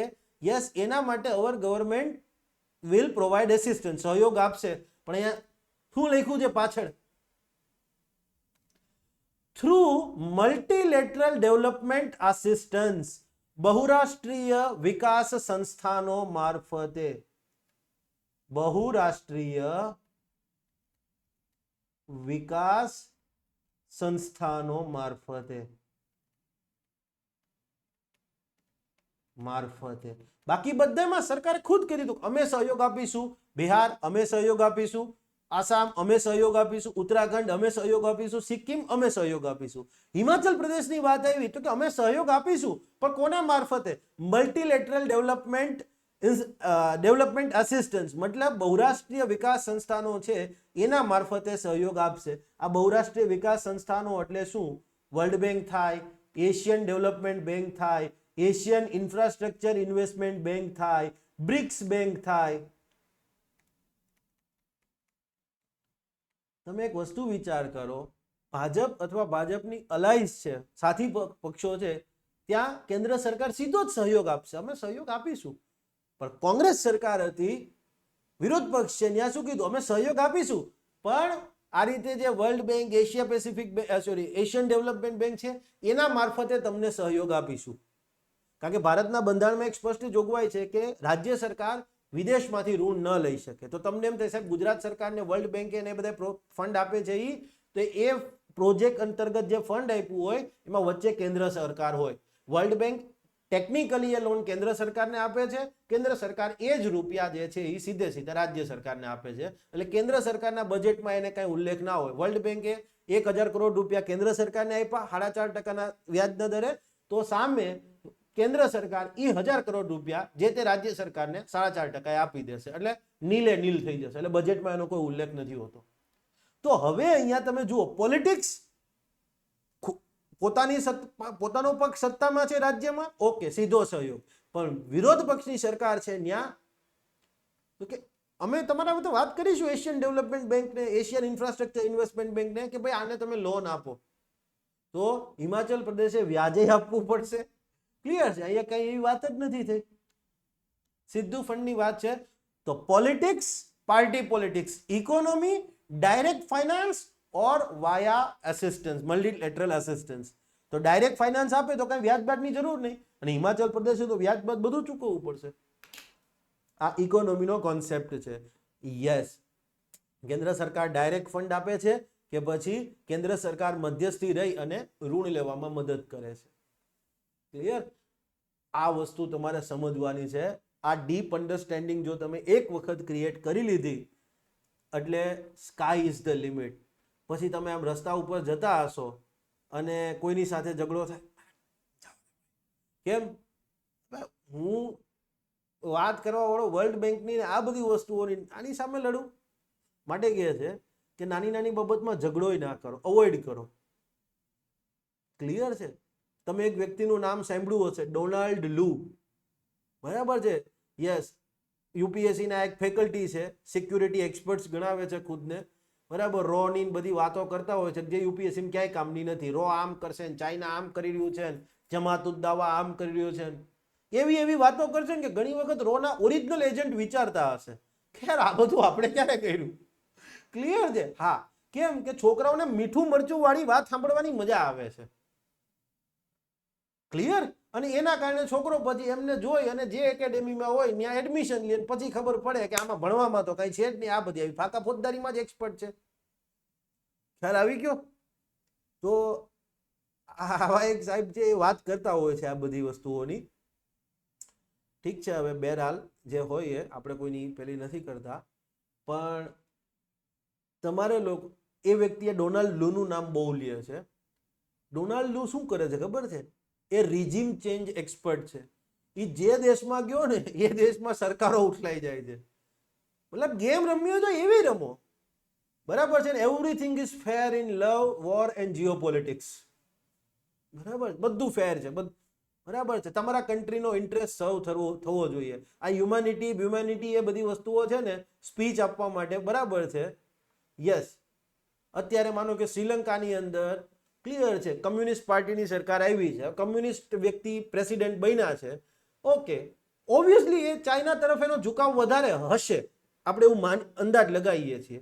તો government of India will take care, એમાં કોઈ પેલું નથી, બરાબર છે. એવરીથિંગ ઇઝ ફેર, બધું વ્યાજબી છે. તમે હું કઈ ચાઇનાને અફોર્ડ, ચાઇનાની કાલે ગયા વર્ષે રિસર્ચ શિપ આવી હતી, કાલે વારે ડિફેન્સ શિપ આવ્યો, તો આપણે એ ના સ્વીકારી લઈએ. ક્લિયર છે?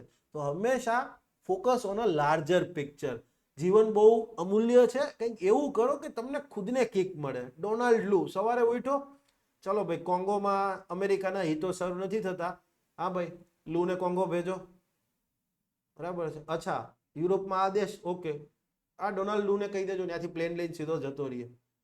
સરકાર, અમેરિકન સરકાર ડોનાલ્ડ લુને છીક આવતી હશે ને ખાલી એક નાકમાંથી, તોય એને હાચવતી હશે.